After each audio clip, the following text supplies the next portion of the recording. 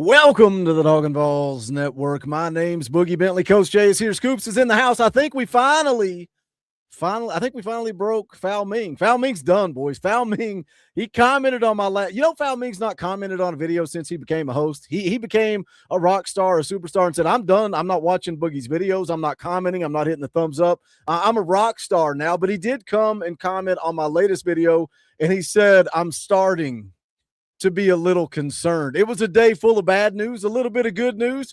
It's chaotic transfer portal season. Scoops, I keep thinking I'm going to get a break. I keep thinking I'm going to have time to breathe, calm down. I've not left this office since about 8 o'clock this morning. I know you asked me, you said, Boogie, I need to know if we're going live tonight, because if we are, I'm blocking off my entire day. It's chaotic, man. Chaotic. Oh, yeah. No, yeah. We audibled everything today. We got everything knocked out in the first few hours of the morning.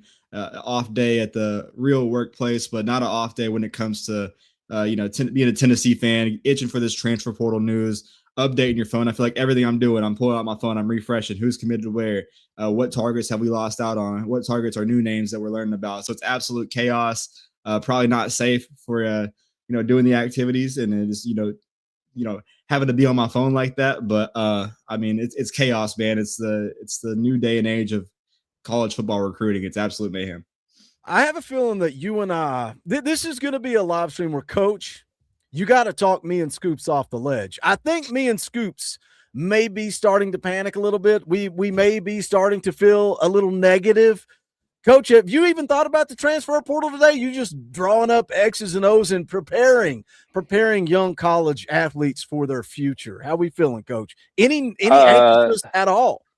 No, zero. The only anxiousness Coach Jay feels is laughing at people's comments and giggling at Boogie being worried. Nah. Not worried, not concerned, not stressed, calm, teaching young athletes. No, not worried about it. Glad Coach isn't worried about it.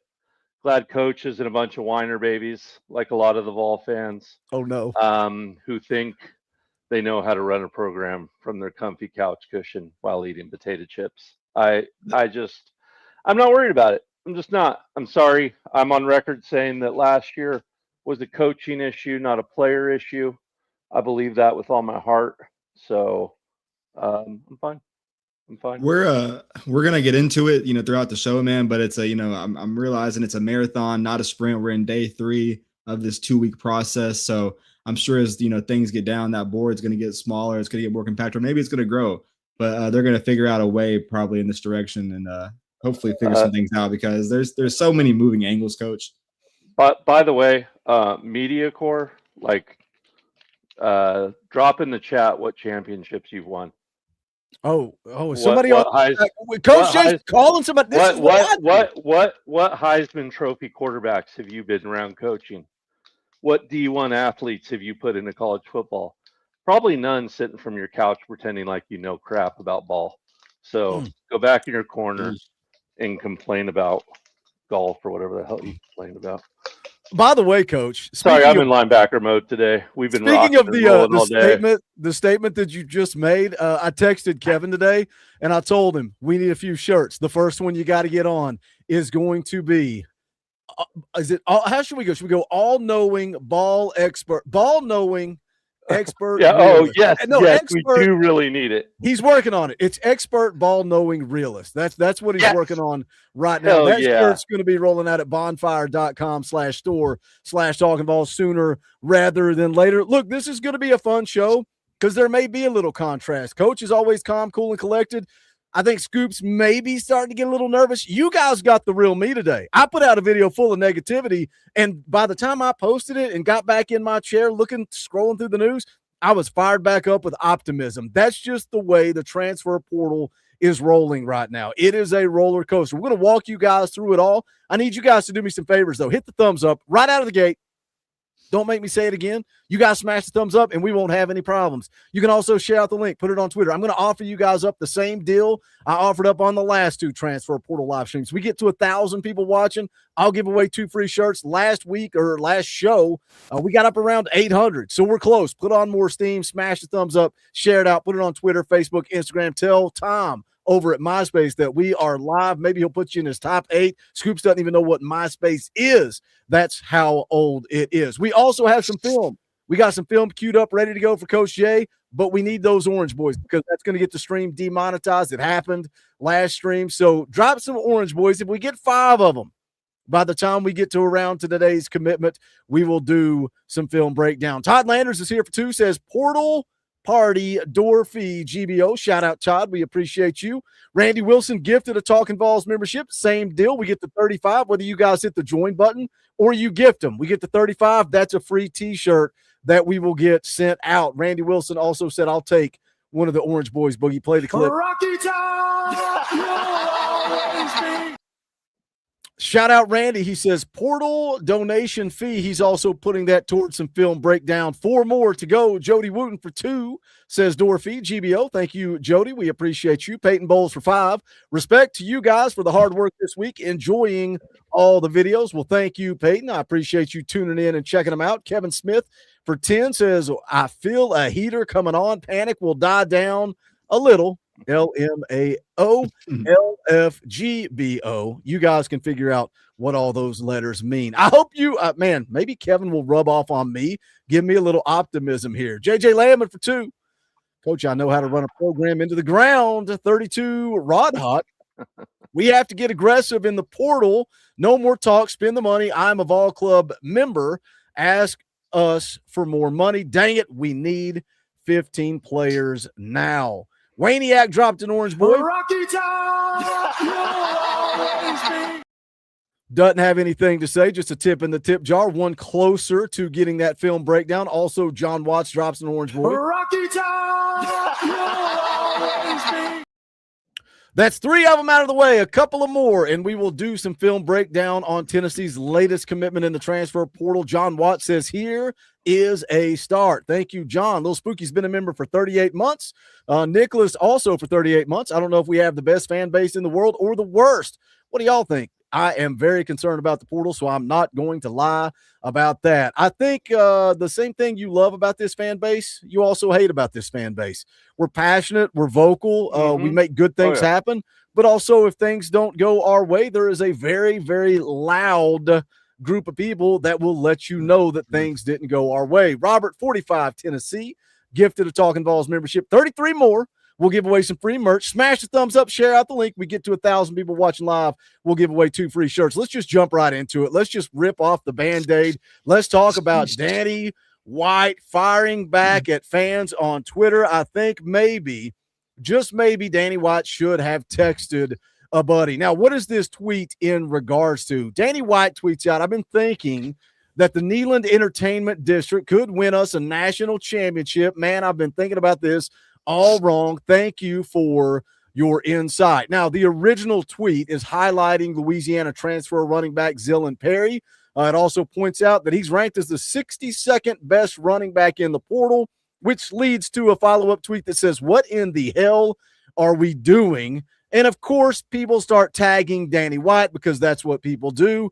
The tweet reads, for all the good he has done, Danny White needs to throw some money at the portal and give up on turning Neyland into a nightclub. Let me say this first. I know, Scoops, I hope you don't hold back. I hope you say what you said in the back room. I hope you speak your mind and speak your truth and speak your opinion on how you feel about this. One thing I'll agree with Danny White on, sometimes it's fun to go after somebody that runs their mouth at you. They don't have any idea what you're doing behind closed doors, probably don't have any idea how this money situation is playing out, but they want to take this opportunity to fire a shot at Danny White over the entertainment district. So he takes the opportunity to fire back. Don't hate me for what I say when I'm simply responding to what came out of your mouth first. I feel like that's how I've been for the last 6 months on this channel. But Scoops, don't hold back. What are your thoughts on this tweet? No, yeah. I mean, we both said back there, like, maybe Danny White should have texted a buddy. I just think, reading the room right now with where things are at after you kind of got boat roast by Vanderbilt in your home stadium, you got beat in Nashville in the Music City Bowl against Illinois. Not to mention, the flashbacks to what was happening preseason with getting in and out of Neyland Stadium, like going towards a Neyland Entertainment District, everything that's, tearing down G10, making this a big old money grab. There's obviously there's just a time and a place, but clapping back right now when there's obviously a lot of negativity out there, I think there should be a better time for resources than, going on Twitter and obviously falling for a rage bait. And I think a lot of people, you're seeing a lot of the fans they're kind of over the whole stick of like, being about what was left beforehand and how good it is now kind of feeling. You're seeing the comments, you're seeing the fan base kind of clap back a little bit where they're like, hey, this ain't cool. We're not rocking with this. And I think just overall, man, like you need to have like a toned down situation where you read the room and realize like maybe right now isn't the best time. On the other hand, like you want that athletic director to go out there and be confident in yourself. But just because people don't agree with you or are questioning your decisions doesn't mean you have to go on, social media as the CEO of a huge college football and college organization in general, college athletics, and speak your mind like this. It was just, I feel like it was a dumb tweet. Shouldn't have been sent. Probably should have kept it in the back room. I think a big problem from this, Coach, is it's not the, if you want to call it lack of success, I'm going to call it lack of success. Okay. I do have some concern. I think, and that doesn't mean that I'm giving Josh Heupel an F. It doesn't mean that it's over. We got a long way to go in the transfer portal. Right now, the optics are that this is not going our way in the transfer portal. I don't think this frustration from fans is about the transfer portal. I think it's about the portal. I think it's about going 8-4 in the regular season. I think it's about getting your brains beat in by Vanderbilt, like Scoop said. I think it's about losing your bowl game, going to the Music City Bowl and losing in the way that game went down. I think this fan base is full of frustration. So if there's any little thing that they can grab onto and run with, they're going to do it, and they're going to be vocal about it. On the flip side of that, maybe Danny White should have texted a buddy. But I think there's just more to the frustration with the fans, and they're just grasping onto anything to let loose. I agree with that statement. I do think fans are frustrated with the way the year went, and I've got another one for you, even though I was just kind of yelling on the other side, right? Like, I think fans have the right to be frustrated after the way that season went. I think that the fans had a right to be pissed that we got our brains beat in by Vanderbilt, right? And the way that it happened. I think there was plenty to be critical about in the season.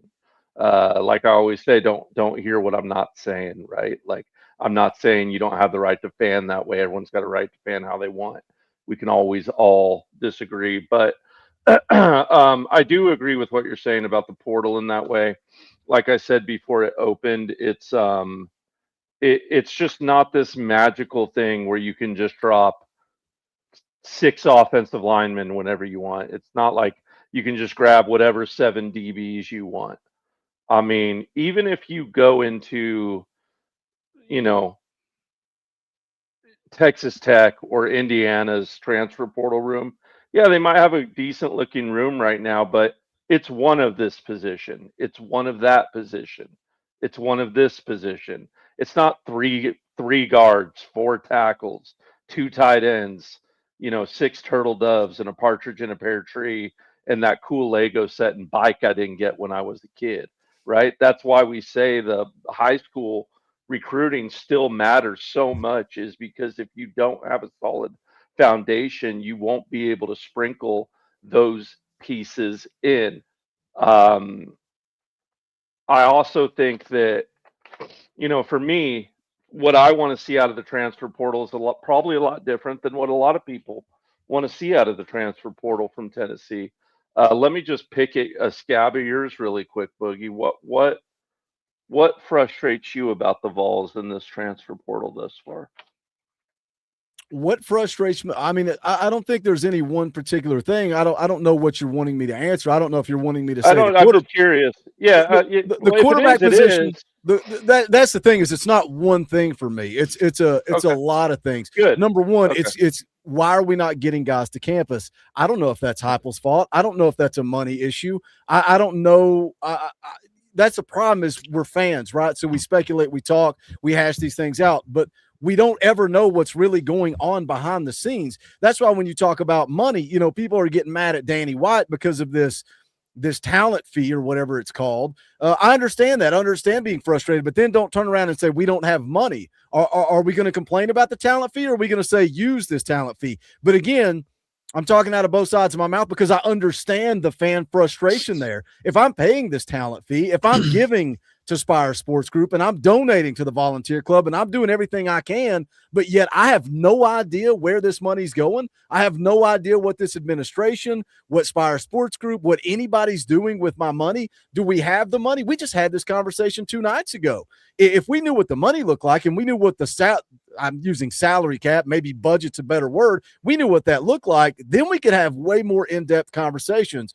For me, it's the consistently seeing that we're always the bridesmaid, never the bride. Chaz Coleman, it's not over. We'll see what happens. Guess what? Same old song and dance. Why did he take that trip to LSU? Why did he take that trip to Tennessee? So he could drive the price through the roof at Ohio State, where he wanted to end up from the beginning, and he drove that price up. Now he's going to take the visit to Ohio State. They're going to give him what he wants. He's going to make more money, and that is a wrap. Now, does that mean that Tennessee could have given him more money? Are we going to pay that money when there's no guarantee? I'm excited about Chaz Coleman's ceiling. I think he's a very talented guy.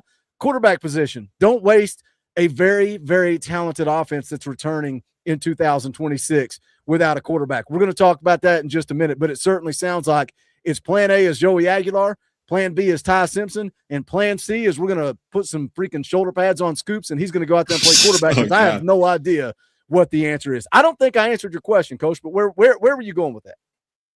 I just kind of wanted to hear you out, because I think it's important when someone has a different opinion than you kind of dig at it a little and try to get where people are coming from so that you can have a conversation, to be honest. But go ahead, Scoops. You know. I was going to say, the frustrating thing for me was that, not getting guys on campus first. If you're not first, you're last kind of right now in this case. Like, people are making moves, being aggressive. And then you're seeing like Ole Miss, Texas Tech, they're not letting them leave campus without, signing and getting them in the boat. So we've seen some guys that we are training for that are taking visits elsewhere now that we'll get into later. And that kind of made me not really happy. But going back to Danny White, when he's getting back into these conversations and he's having these, quote tweeting stuff like that, when it's a quote tweet regarding a transfer portal recruit, like, I don't think you want these portal targets to be seeing that. They're searching their name.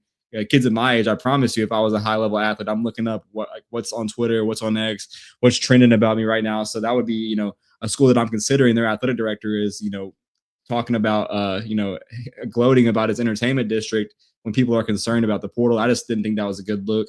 He also did, though, come out and come back and say that how it was a private partnership, and that, Tennessee is not really spending money, but it's going to open up opportunities for NIL, and it's not anything that like bumps with NIL. So, I mean, that's good answering the question, but also know your place, because now you got into a whole kerfuffle on social media where the fan base is clapping back at you, and your approval rating hasn't been as hot as it has been. So I just feel like, you'd want to do something that's going to make a more positive impact. But overall, man, I just think we got to be more aggressive. We got to get these guys locked in, the road that rolls. Like, I also think that we have a lot of talent on our roster right now coming back. So at the same time, maybe they are being picking and choosing and thinking that this is a marathon and not a sprint, but you want these big names that you're going after. You want to get those first guys, obviously. They're your top priority for a reason. But let me roll through some more here. Let me roll through some more, Coach, and then you feed into this, and let's have some good Jekyll and Hyde back and forth conversation. I mentioned the quarterback position, mentioned Chaz Coleman, but also look at the guys that are committed, right? And we've said it right here on this channel. Quay Moss, you're high on him. Fal Ming was high on him. I'm excited listening to you guys talk about him. But from an outside perspective, from a fan's perspective, take away, I'm going to dig into X's and O's, and I know what I'm looking for, and I know what I like. Let's take that out of the equation. A lot of fans, myself included sometimes, we're looking at rankings.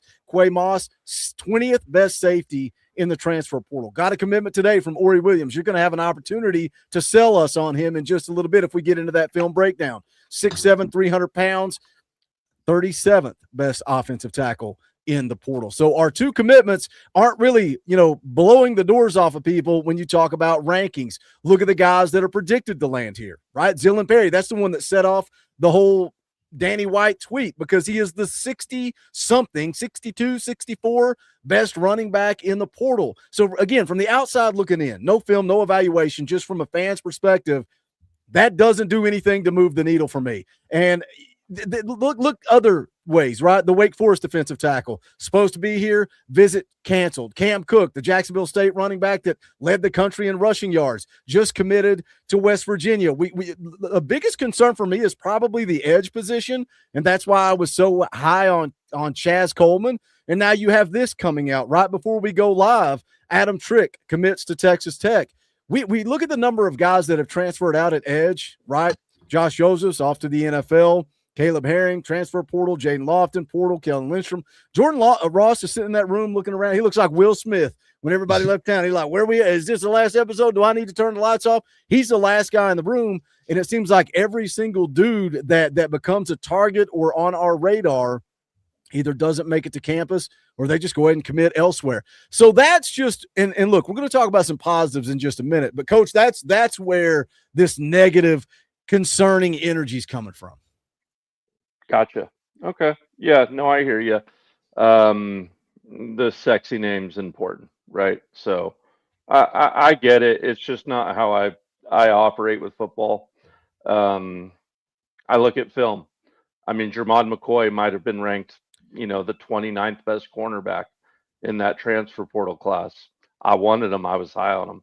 Colton Hood, also very, very down that MAC. I was very, very high on him. Film matters to me big time because it's what transfer over. And I guess what I'm trying to say is someone asked in the chat before, like, well, it's obvious that the older kids are always better. Yeah, but you've got to develop them into that role, right? Like, there were the best transfer portal class ever, Ohio State, right? I think so, probably. National championship.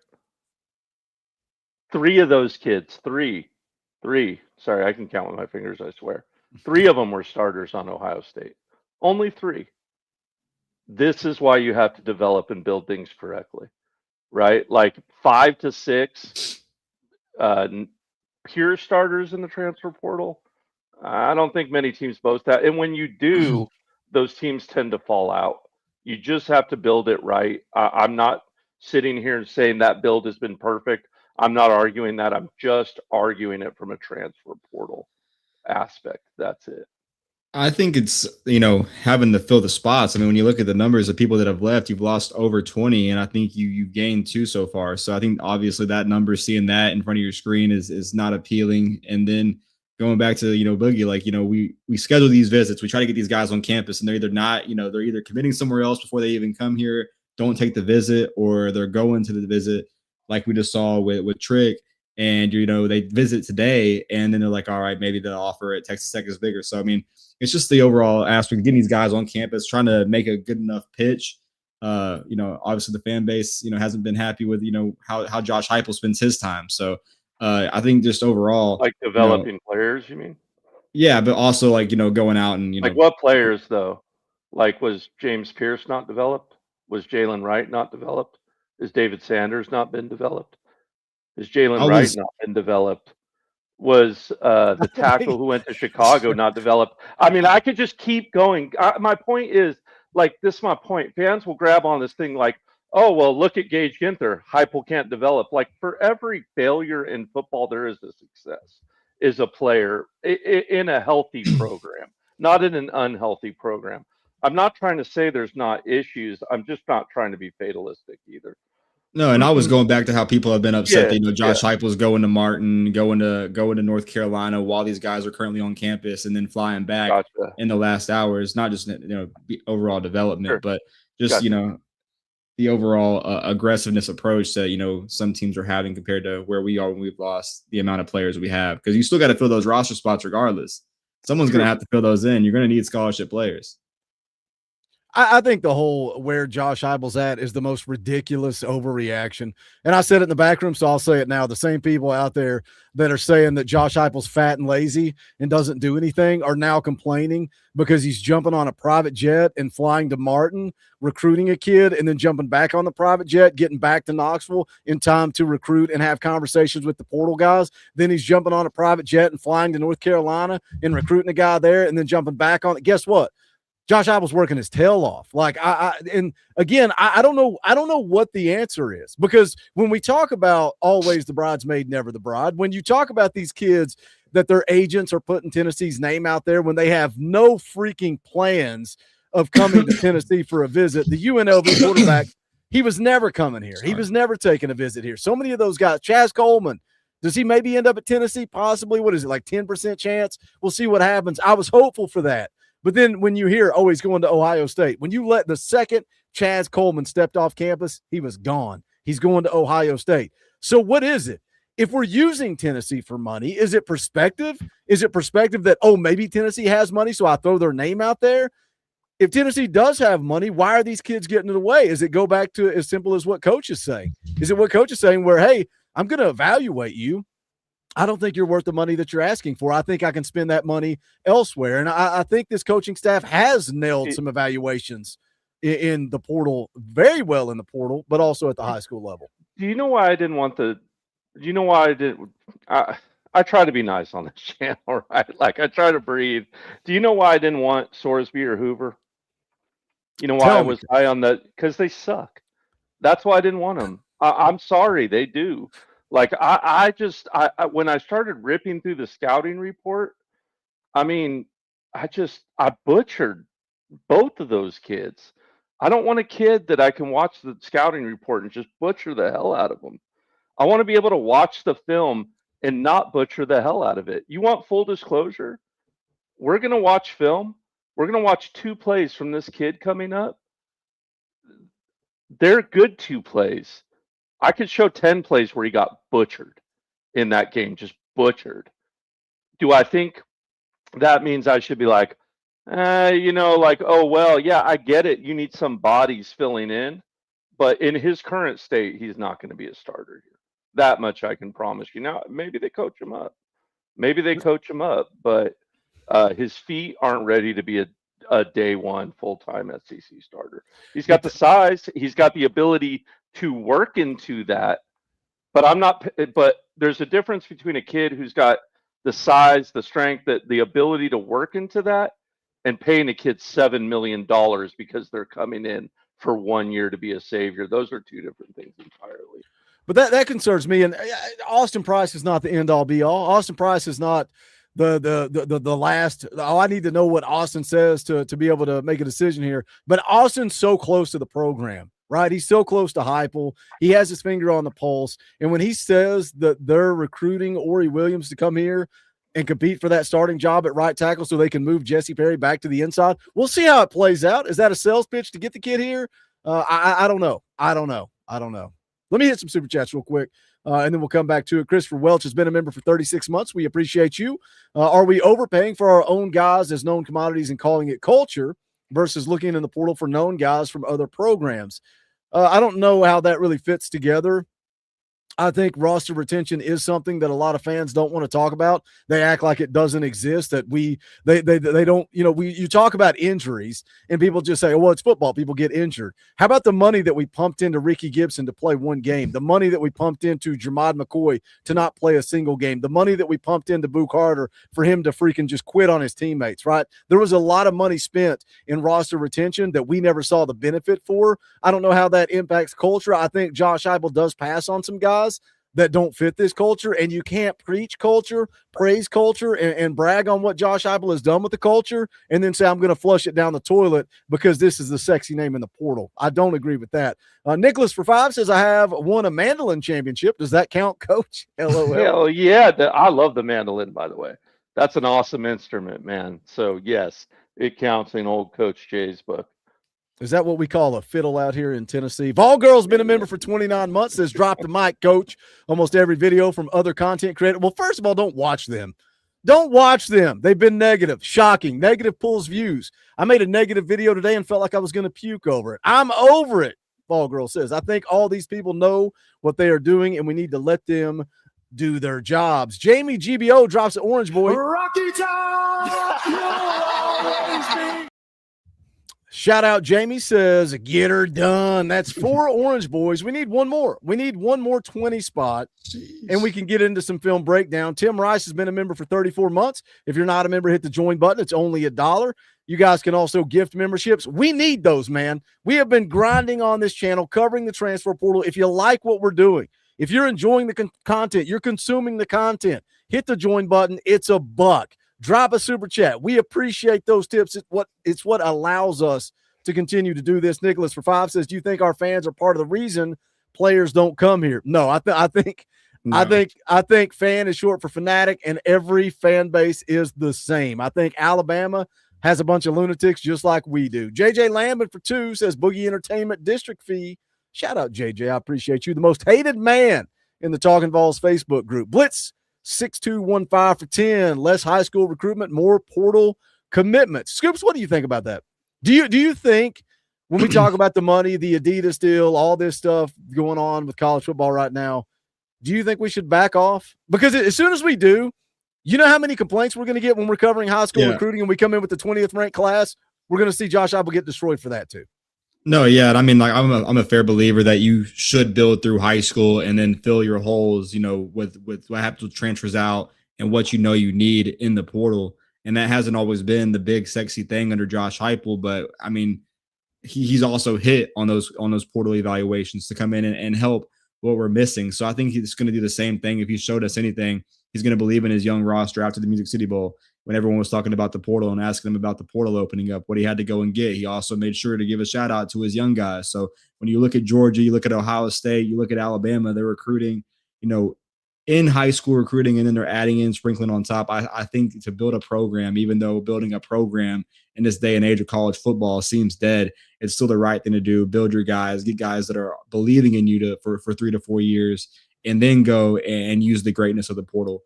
Because, I mean, if you don't have relationships and you're just building guys, straight out of the portal, then what does that power team mean? I mean, you're like, it means something to us, but to a lot of these guys, like, if you go by that portal mindset, guys that are coming here looking for dollar signs, like everyone wants to fancy go out and drop McDonald's bags, you're going to get guys that have those red flags that we have been witnessing the last 2 years. I mean, you don't want another saga. So I love the route of going through the high school recruiting. I think the three of us are in agreement on that. You build your foundation through high school recruiting, and then you end up filling needs, holes, whatever, because the transfer portal works both ways, right? So you're going to end up with some needs because some of your depth pieces transfer out, and that's when you go and fill those needs in the transfer portal. And I think Josh Heupel's done a good job with that. Go ahead, Coach. I just wanted to bring something up real quick because I thought it was pertinent. Like Boogie knows, I've been working a lot with a good friend out here. Y'all know him, Coach Danny H. Out here. Worked with Joey and a couple other guys. We've been running some individual like mini camps and player development and stuff. And we were working with 12-year-olds today, a group of 12-year-olds on a 2-week stint. And the reason I bring this up is because of what kind of like Scoop's comments, a good comment.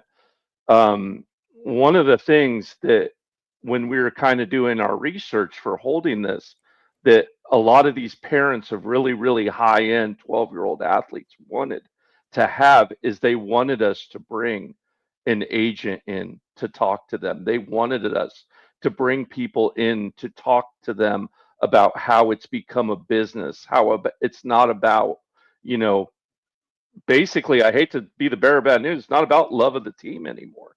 It's about making sure you're fiscally responsible to you and your family, and that you're setting yourself up for success with that team. So it's not that the team, the environment, all that's not important, but I'm just trying to say equal weight is being put, if not greater weight, on the opposite of that. So it's a big part of it. Like when we talk to these kids, Boogie, you hear it, right? When we talk to these kids, it's a big part. But if you don't think they're also not making business decisions, 100% they are, I guess is the point. Look, man, like talking to Uncle Kenny, Jaden Lofton's uncle, like I don't think he wanted to tell me, man. Like when he texted me, he's like, "Boog, we want to be in Knoxville. We love it here. We want to be here." But it's at the end of the day, you've got kids trying to make the best decision for themselves, for their families, for their future, for their opportunity to go play at the next level. And yeah, I think there is a sense like Scoops, you said it means something to us. Look at Deshaun Bishop, man. like there's a reason that we love that story, right? Because that's an in-state kid that he did choose the Power T. He didn't choose money. He didn't choose the kid walked on and he earned that spot. And yeah, he's getting paid now, but when he chose Tennessee, it wasn't about money. It was about that Power T on the side of the helmet. No, yeah, 100%. That's a guy that his whole entire story from where he was to where he is now, he was going to end up either at, App State or Coastal Carolina. As soon as he got that chance, that offer to come play at Tennessee, he knew that he had to take advantage of it. And like where he is now and what he's done at the University of Tennessee compared to the stuff that he was getting into, back at Carnes, I mean, absolute night and day. You see how it means. Like he transitioned his whole entire life because of the University of Tennessee and his time here. So I think, you want guys like that want to buy in, that believe in what you're building, believe in Josh Heupel, believe in their coaching staff that's recruiting them out of high school. Because when you have to make that decision, it's a decision of a lifetime, not just the next 4 years. Those kids are few and far between, though. It's few and far between. And I'm also, Bug, like once I said, I don't, you guys know it, but I don't want to use the name, especially now that I'm giving an example. But like I was having a talk with him, right? And one thing that they're doing is they were working on visits is coaches would call his agent, right? And they discussed like a money point, basically. So, hey, hey, it's Josh Heupel. Hey, Mr. Boogie Bentley, player X's agent. I'd like to get him on campus. And you're like, okay, great. Well, the starting asking figure is 800,000. And I look down at my paper and I'm like, shoot, we had him evaluated at 250 to 550,000. Is he still coming to campus? I mean, a lot of deals are dead in the water right there. And I'm not trying to pretend. I don't know how much money we have or don't have. Crap, I don't know. But I would bet dollars to donuts after I heard that story that some of these deals are dying in that manner. And I think that's why you see in the frustration where me and Scoops are coming from. I think that's why you see some of these names floated out. And that's why one of the hater comments this week was, you keep talking about the same thing. Yeah, because it's the topic. Yeah, it's because the kid gets mentioned, right? And Tennessee's name's attached to it. And then 3 hours later, it's no longer Tennessee's name's attached. It's the kid's going to visit. Right. And then 3 hours later, you've got a date that he's going to be here. And then 3 hours later than that, the visit gets canceled. And Scoops, I think the reason we're seeing some of this is because just like the kid from UNLV, his agent floated Tennessee's name to drive the price. That's the name of the game. Yeah, I mean, that's why, he didn't end up at Tennessee. He wanted to be there. It wasn't smoke on Tennessee's side. I think he even tried to go to Florida State, and they laughed at him when he said he wanted $2.5 million. And Nebraska, we saw what happened with Kenny Minchie last night. So now they got to pivot and get their guy out there. So it's an absolute cluster mess. But I agree, those conversations are happening. Hey, where do you see him in this ballpark? Let's set up a visit. Let's get him on campus. Let him meet with the coaches, go through itinerary, and get a feel on it. But I think that conversation is definitely being had first before even playing time or opportunity is what does the money look like? And that's just how crazy and chaotic this portal is, because right now it's really crazy. But I mean, if you think that players are done entering in the first, 3 or 4 days, you're completely wrong. I mean, I wouldn't be surprised going up to day 14 that there's, hundreds and hundreds of guys. So, I mean, this is turning into a nationwide issue for the sport. It's not just happening to Tennessee. I mean, how many other teams would you go check their boards and it's absolute chaos about how they haven't done good in the portal? But, you got to have some more steam, because as time goes on, then it starts building up on you. So I'm sure they have a plan and they have a hot board of names that are in and out. But it's where you got to. It comes back to being aggressive, just being aggressive. I want to say something real quick on this comment. And elusive coach, this is not, well, that's not what his name says. This is not me attacking you, coming after you. This is when you say seriously, where is Lofton going to get more money at? It's don't get it twisted. It's not a one-way street. It's not a kid leaving because he wants more money. Sometimes he's getting offered less money. Sometimes he's being told to leave, right? When a kid enters the portal, it's not always because they're holding Tennessee hostage for more money and not getting it, or looking to go get a bag, or looking to go get paid, right? That's not always the case. So just because a kid hits the portal, don't look at it that way. There are a lot of times it's all about money. There are so many circumstances. Man, I've had some conversations this week alone about kids and what's going through their mind, what's going on with Tennessee in the portal, what are the options that are out there. It's not always about money. Let me hit some more super chats real quick. We have 807 people watching live. I'm telling you guys, hit the thumbs up and hit share. When you hit share, put it on Twitter, take it to Facebook. If you got a Twitter account, go to Twitter and retweet the tweet that says that we're live right now. We get to 1,000 people. We'll give away 2 shirts from bonfire.com/store/Talkin VAWLS. We'll let the 2 winners pick whatever it is they want. You want that expensive hoodie? Man, I make like $2 off of every one of those things that's sold because they're so expensive. You want that one? We'll send you that one. Whatever you want. Put on more steam. Let's get this thing to 1,000 in the chat. Ethan Leonard for 5 says accepted into UT today for fall 2026 for aerospace engineering. Transferring from MTSU. Going to try to join the Pride of the South Band marching band too. That is awesome. Congrats. And best of luck, man. Hope it works out for you. Hype Train VFL becomes a member of the channel. Shout out Hype Train. I don't even know how many we need now. You can hit that join button. We need 32 more. 32 more, but you guys, you can join by hitting the join button, or you guys can gift them. We get to 32. We'll give away some free merch. Cody Tackett for 20. We'll play the clip. Rocky Top! Cody says, what's going on? What's up, guys? Not going to lie. Pretty nervous with the outcome so far. We got to lock down some players. Guys got too many people gone. Some point we might have to quit being so picky. GBO. We're going to talk about some good news here in just a second. There is some good news. Nelson's in the house, been a member for 36 months. Got to land those 2 Bama defensive linemen. We're going to talk about them here in just a second. Martrain says, just play GMAC. Who's going to be the backup? Who's going to be third string? You got to have 3 quarterbacks, right? That's why this is a problem, because it's not just about the starter. I don't think Josh Heupel wants to start GMAC.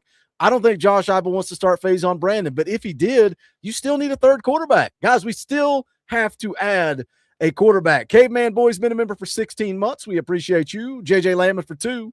Love my Nega Vols GBO. That's the most hated man in the Talkin Vols Facebook group. McGribbs drops a 50 spot. We'll play the clip. All I know is go Vols, because that's all I know. Go Vols. Shout out McGribbs. That's a pink boy. We like pink boys too. Can we get a red boy? Can somebody drop a red boy? I mean, right now McGribbs got the top donation of the stream, the top donation of the month, and the top donation of 2026. If somebody drops a red boy, we'll knock McGribbs right off the leaderboard there. It says, I don't know if this is a good example, but look at Florida State getting all of these elite players in the portal and going 2-10. You can get the top player in every position on your team, but if they don't mesh, it all falls apart. Go ahead, Coach. I can tell you're ready. I was just going to bring it up.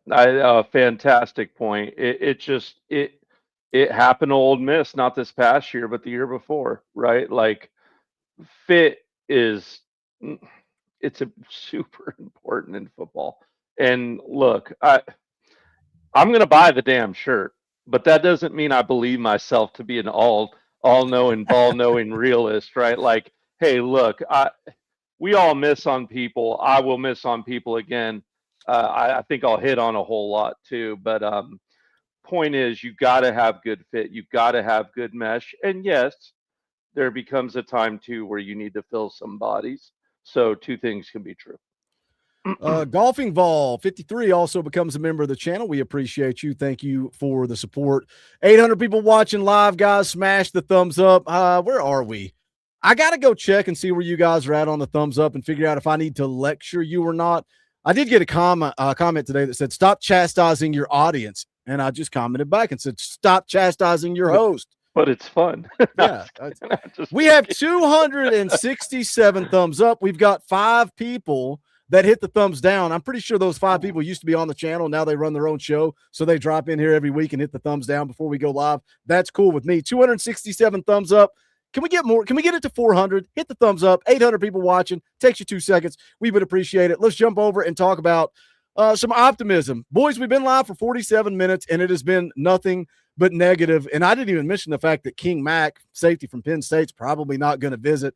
I didn't mention the fact that we let Xavier Gilliam, the defensive tackle from Penn State, we let him get out of town without inking a deal. But I do want to talk about some positive news. I want to talk about this guy right here, if I can find him. I've got 72 windows open on my screen. But Amari Campbell is a guy, the linebacker from Penn State, Scoops texted me the second he entered the portal. I said, let's freaking go. That dude is a dog. Yeah. Let's go get him. And then it went from Scoops texting me making a video, to it being confirmed that Tennessee would likely have interest. He announced his intentions to enter the portal. Again, Scoops sent the text. AP says Tennessee's going to be interested.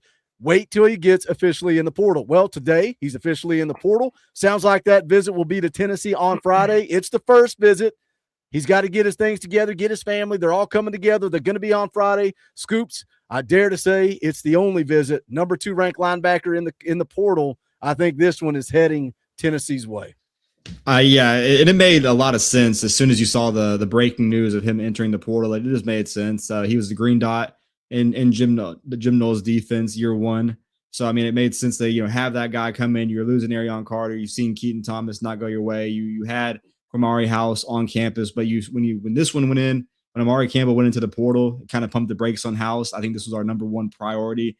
Coming in on Friday, bringing the family, that's always a good sign. I feel like this thing could be wrapped up. This guy, just have a back and forth, communication with him. Myself, he's asking about, culture, things that make Tennessee stand out, how the game day environment's been, and, just talking about, man, like this is all sick. Some of the stuff so I'm sure some of the stuff that he's seen online so far, he's excited to see this weekend. And I think that's already made a big impression of just having a familiar face in the room. When he goes, on this campus, he's going to see a guy that he spent the last year with as his defensive coordinator, Anthony Poindexter, Coach AJ Jackson. So those are familiar faces. And I think this one does just make too much sense, man. A guy that, when he left Penn State, it was about his value and the question of his future there under the new coaching staff. So what better way to come link up with your defensive coordinator and play in the SEC?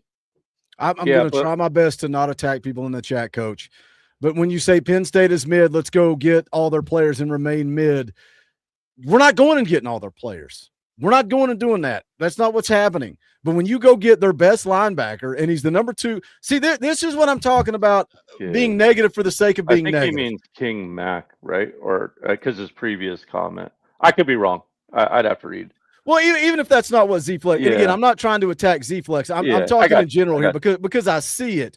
We can't be negative for the sake of being negative, right? If you guys want to be negative about missing out on Chaz Coleman and missing out on the edge rusher from Miami of Ohio, but then when we have an opportunity to go get a dude like Amari Campbell, and we're going to act like, well, there's just one player, doesn't matter. We can't. Let's not play that game, right? If we're gonna be real here, because we're expert, all-knowing ball realists. I can't wait to wear that shirt. Coach is going to be the only one that wears it. He deserves it. He gets to wear it. We can't just point out the negative and not celebrate the positive. Coach, I know you're high on Amari Campbell. Very high on him. You saw the smile I got yesterday when I found out about it. I kind of, obviously, with you asking me to dive into Knowles, I mean, I knew quite a bit already about him, but obviously I dove right into several of his years. And this kid jumped off the page above really everyone not named Caleb Downs. I mean, that I watched under Coach Knowles. Just pulling out my notes again, and I will have a full breakdown ready if he commits, guys. An instinctive player. He shows quick recognition of run. He's a decisive tackler, high tackling ability, very fundamentally sound, wraps up, doesn't miss open field opportunities, high motor in pursuit, high level of pass rushing impact, brings an edge and linebacker blitzing, fanatic speed, great handwork, leverage, ability to disrupt and shed blocks, his run defense physicality. He's very, very aggressive into gaps. He plays near the line and attacks arm blocks, arm side blocks. Really good leadership and communicator as well. Versatile coverage. He demonstrates an ability to drop into match zone, which, by the way, guys, I know it's not a term we used a lot under Tim Banks, but prepare to learn the phrase match zone and match quarters under Knowles, because you are going to see a lot of it. Just a kid I'm extremely high on, and I'm super excited about him. and no, I'm not worried about stuff like that. You know, I thought Penn State's defense went through a little bit of metamorphosis last year, obviously when Franklin got booted, but this kid was awesome, and there's no ifs, ands, or buts about that. And for those of you wondering, because I know you saw it in the comments, he wasn't the player responsible for spying Nico. He wasn't the reason Nico ran all over them. That was a different player for Penn State. But yes, continue. Scoops, when we talk about rebuilding this roster, linebacker is a spot that Tennessee's looking to take one guy. So if you go and you get Amari Campbell, that's a huge win at linebacker. Then you're bringing back Edwin Spillman, Jeremiah Thielander, Jaden Perlotti, Jaden Harmon. All of a sudden, that linebacker room starts to look pretty dang good. Yeah, and I mean, they've been pretty adamant. They're only taking one at the position. So when you have a one-year guy that has been in the system, familiarity, so you can already bring him in and let him teach a lot of these young guys. I mean, people talking about Penn State's defense being bad. They were talking in year one of the Noel system, which everyone says is one of the hardest years. They were still a top 30 defense with a brand new roster there. So, I mean, that from what we've had the last, year, I mean, I think that's be a pretty big improvement. But no, yeah, going into the linebacker position when you got young guys like Jaden Harmon, Jaden Perlotti, you got Edwin Spillman on the right. I think that you have, Braden Rouse and TJ White coming in as well. So I think that room is going to transform regardless with all the talent you've already recruited. What better fit than to come and have that opportunity to, increase your stock and also make a jump because you're going to be so ahead of a lot of these guys coming into the year. So I think the kid's fired up to visit. I think he's fired up to be here. And I do think it's going to be a one visit thing. And that's a huge addition. There's been a lot of sunshine pumpers. But, I mean, how could you not be fired up about getting a linebacker like Amari Campbell? Yeah, I think, man, that's a win. That's an A+++ for Josh Heupel at the linebacker position. You need one. You go get the second best dude in the portal. And, oh, by the way, he played in Jim Knowles' defense. There's no better pick at linebacker in the portal than Amari Campbell. Now we got to have an edge guy. And I thought this was big news today. And again, you miss out. This was before the Miami of Ohio kid committed elsewhere, but you've lost so much to the portal at edge. Chaz Coleman likely to Ohio State. The Miami of Ohio kid goes to Texas Tech. But, yesterday this news came out that Quay Russaw, Tennessee's name tagged to him, but then AP no sold it, was probably not going to happen. But then today, Scoops, we find out that Quay Russaw, not only him, 6'2", 243 edge, but also his teammate who he's pretty much attached to the hip at, played high school ball, both committed to Alabama, played there 3 years. One enters the portal. Guess what? The other one comes skipping right beside him, holding his hand. That's James Smith, 6'3", 297 defensive lineman. Give me this package deal. Optimism. We don't have it scheduled, but big-time optimism to get these guys on campus. Yeah, I mean, just over, from it being shot down to say, hey, and there's been some communication and they're interested in getting a visit, that fires me up. You got to get these guys on campus. You got to, throw your package out there. I think that Ohio State is probably going to be a huge factor with Smith. I think, Russaw will probably follow suit with him. So I do think maybe this is a package deal, or maybe there's a chance that you could see them split, but it's likely they're going to go to the same destination, man. If you can get these guys on campus, young guys, I mean, I would trust the staff to be able to bring the best out of them and probably make them, day one impacts. The biggest thing I was talking about earlier with being upset about the transfer portal is I'm really kind of upset with Garner and the lack of defensive tackles. I think that's a position in need. We need some beef, especially in this system. So, I mean, that would be huge to get these guys on campus and try to get them locked in, especially, missing out on the two earlier. Somebody said, AP said we only take one linebacker. With that in mind, do you prefer Amari Campbell, Xavier Gilliam over Quay Russaw and James Smith? Well, isn't Quay Russaw more of an edge than a true linebacker? I know, doesn't he play both? He's big enough to play edge. What did I say his weight was? 6'2", 243? 243, 4.48, 40.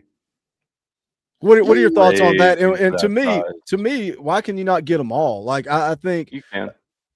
Yeah, I think you're looking at him as an edge. Am I wrong about that, Scoops? No, I don't think you're wrong about that. And I think that even with Gilliam and Campbell, I don't think they're a package deal like, Smith and Russaw are. I mean, you've seen Gilliam, who's taken 3 visits so far and headed to, South Bend to go to Notre Dame. So I mean, there's definitely not a correlation there like there is with the other two. But I would love all four. Don't get me wrong. I mean, they would all be immediate impacts on this roster next year. And going back to Xavier, the defensive lineman from Penn State, somebody pointed out in the chat. I said it in the video, didn't say it on the live stream when I mentioned that he left campus.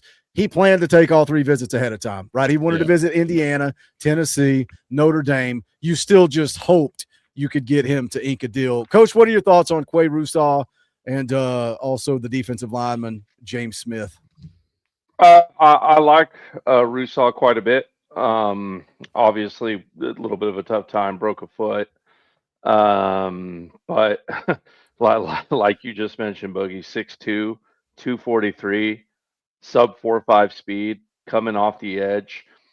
Great sideline to sideline tackler, as you can imagine, to go through that speed. Good motor, really, really good motor. Instinctive, very smooth in space. Good in those soft zone coverages, right? Whether they be the flat or hook to curl under, that short hook to curl under. Really, really good. So you could see him in kind of some of those edge disguises and switches that Coach Knowles runs. I think he fits in really, really well there, and can cover some ground, getting after the quarterback, plugging up the run, chasing down plays backside, especially zone read, and lots of good rush moves, lots of speed and power.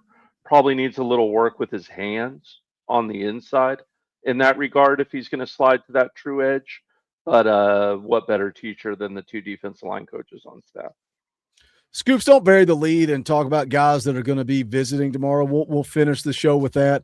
Any other optimism? I know you and I are both concerned, man. We just are. Maybe that's because we got a coach on here and we got 2 diehard psychotic fans that get emotional sometimes. Any other optimism you got for me outside of the guys that are supposed to be here tomorrow? No, I mean, just overall, like, I think if you think we're upset, the staff is probably wishing something more, like, gone their way. The urgency that they probably have, I think that's it could fire them up to make them go harder. Maybe call, whoever they got to call to get increase on an offer to match something or go ahead, whatever you got to do. I think they know, like, we came into this portal when it opened a few days ago, knowing what we need to get. And I think that's going to still be the same strategy. Bodies are going to enter the portal regardless of how long this thing goes. And I think that there's going to eventually, we're going to fill this thing out. Like, overall, this thing it's not a marathon or not a sprint. It's a marathon.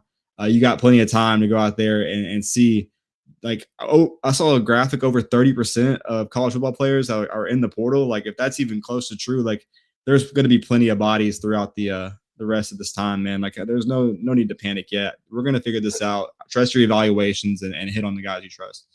That was my only thing, Boogie. It's like, hey, if you wake me up in 2 weeks and you're like, hey, Coach we got Quay Moss. Yeah, I'm going to be concerned and pissed and all those things, right? Like, that I agree with. Scoops just nailed it, like, dead on the head with how I feel. Just, there's a gigantic amount every year, more than ever before, in the portal. And how many times have you heard it from me, Boogie? This staff will either succeed and fail on how their evaluations work and how they develop and how they get the offense and defense to play in synergy with each other. And I've also said on this channel, I don't know how that's going to end. And I think anyone pretending to is crazy.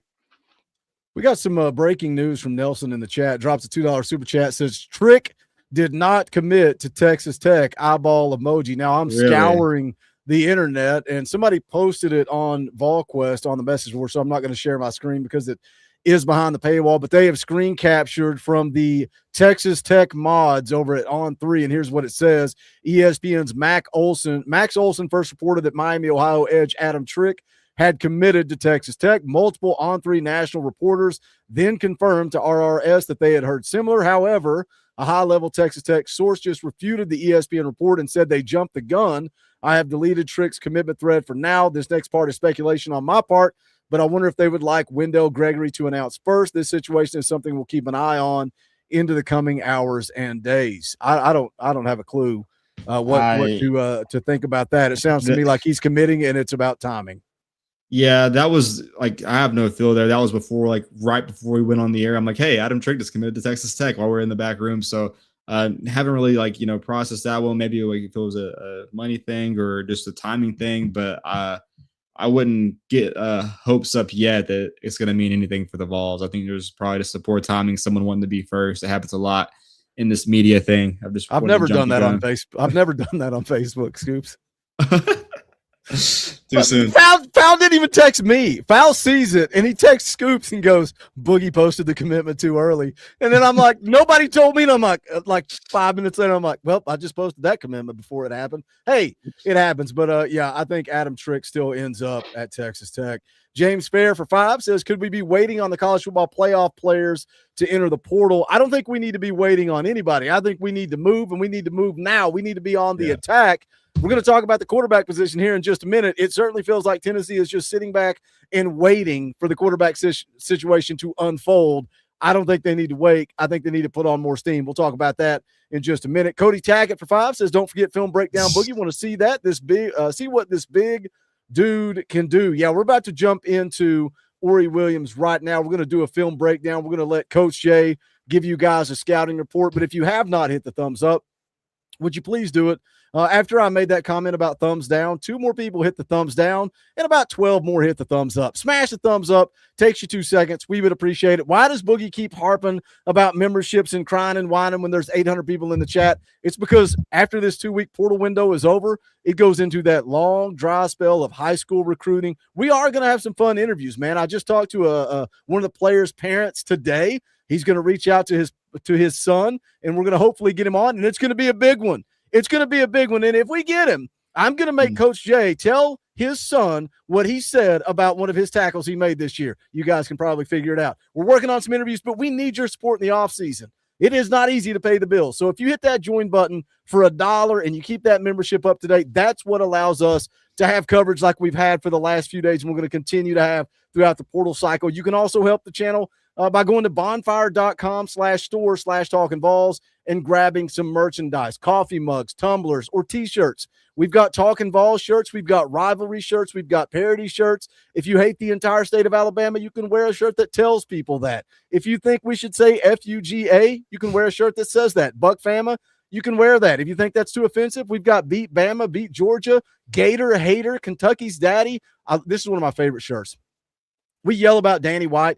He brought back the letters, and I think this shirt is clean. It's one of my favorite designs. Go check everything out. Bonfire.com/store/Talkin VAWLS. We also have a Patreon. We got an EA Sports College Football Patreon Dynasty that Scoops never plays in. He always gets simulated, but you guys can play in. And guess what? There's a Discord where we're talking Tennessee football every single day. You get access to that. Ways to support the channel. We appreciate it. We don't survive without you guys, whether you're a member, whether you're dropping super chats, whether you're rocking merch, whatever it is. We're grateful. We appreciate you guys. Let's talk about the commitment that Tennessee got. Look at this beautiful, beautiful graphic. You can go to @VolsScoops on Twitter. Give him a follow. You'll see these graphics as soon as the news breaks. Scoop says breaking LSU transfer offensive tackle Ory Williams has committed to Tennessee. 6'7", 300-pound offensive tackle. Appeared in 12 games for the Tigers in 2025 as a redshirt freshman. Some of those games were special teams. I got yelled at because I said he only played in 4 games.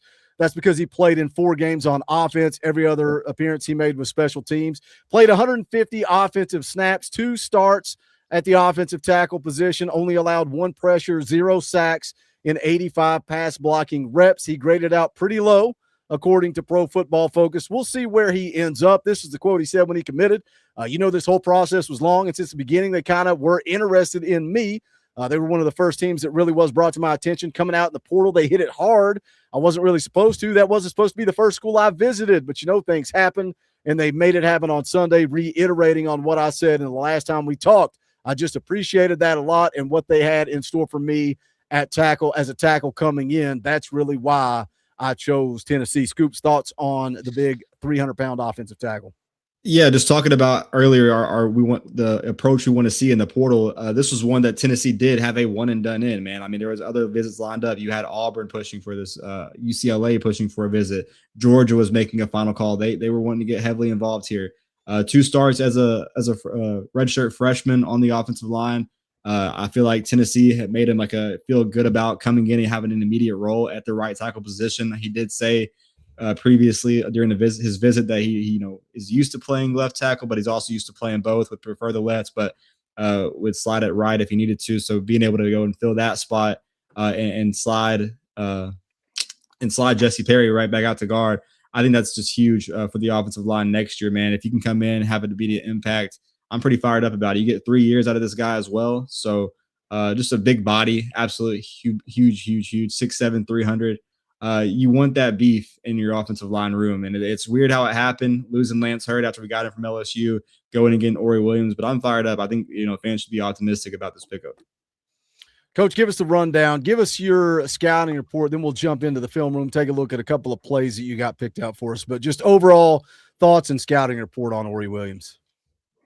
Yeah, sure. Obviously, everyone sees, right? He's massive and he takes a while to get around. He's strong, as you can imagine, for someone his height. He can be a little guilty at times of playing too high.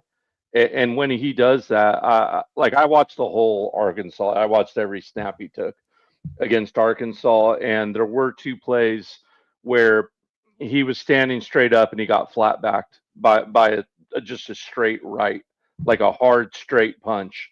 It just 100% flat backed by the defensive end. There were also 3 plays, where he crossed his legs and fell down. So a little bit of footwork to go, but when those things weren't wrong, he looked really good. He looked really, really good. So it shows me he's got the base. He's got the talent ability. When he is on the attack, his hands are really, really violent and strong. A lot of push power, really, really good at moving a pile, pushing a run.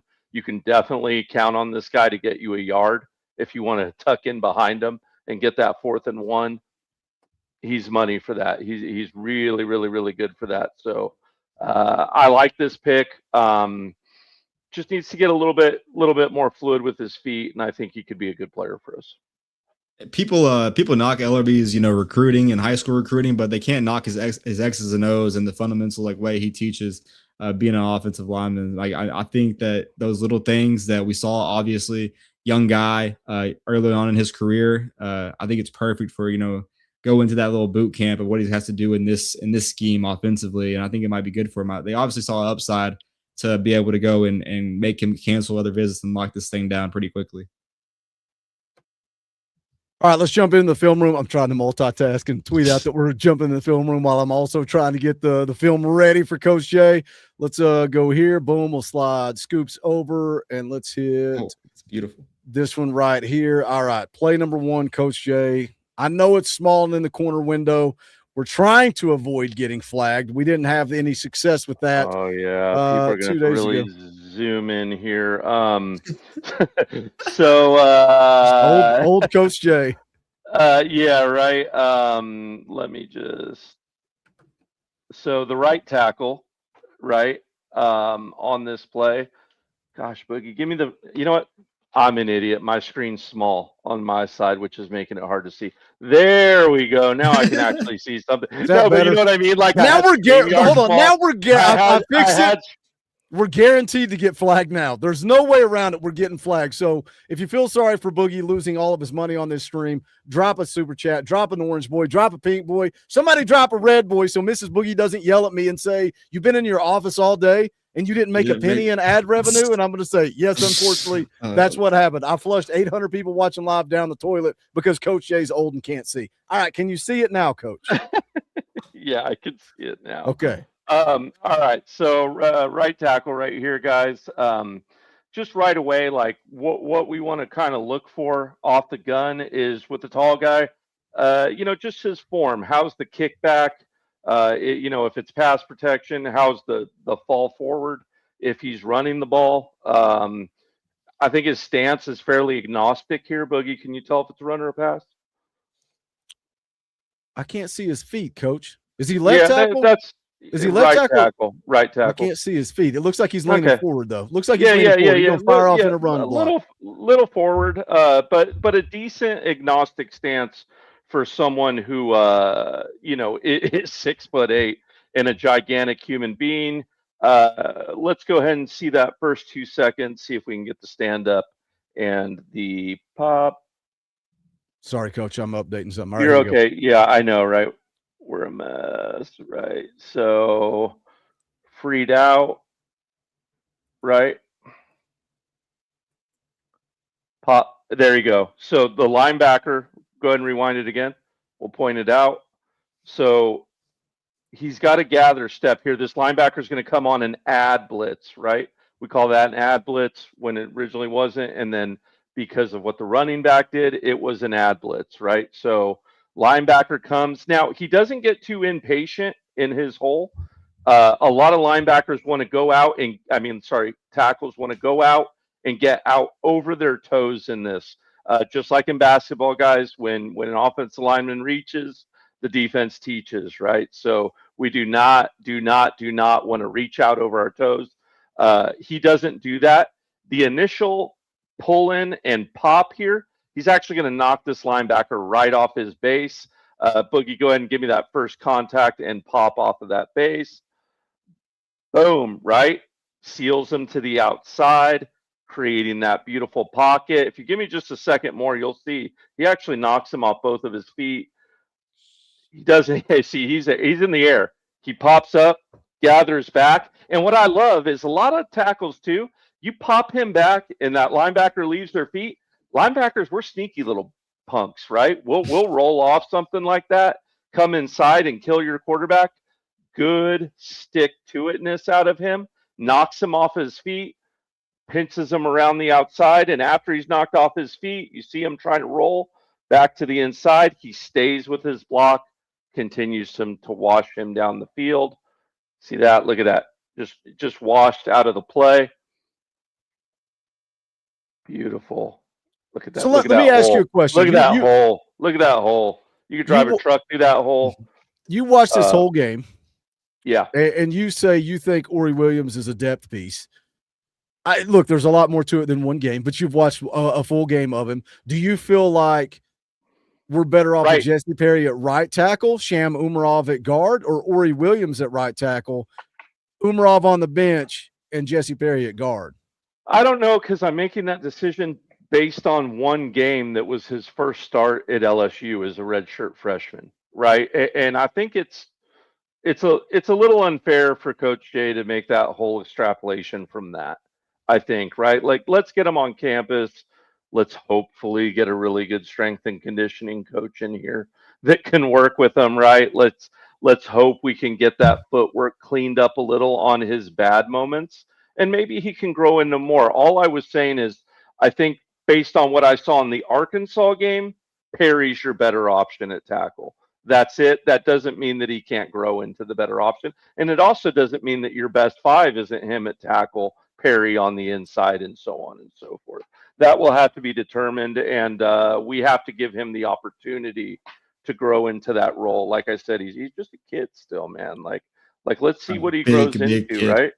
A big kid, but let's see what he grows into. I said that based off, like I said, his very, very first start in the SEC, playing left tackle against a pretty good edge player. So I think a little bit of grace is warranted in that situation.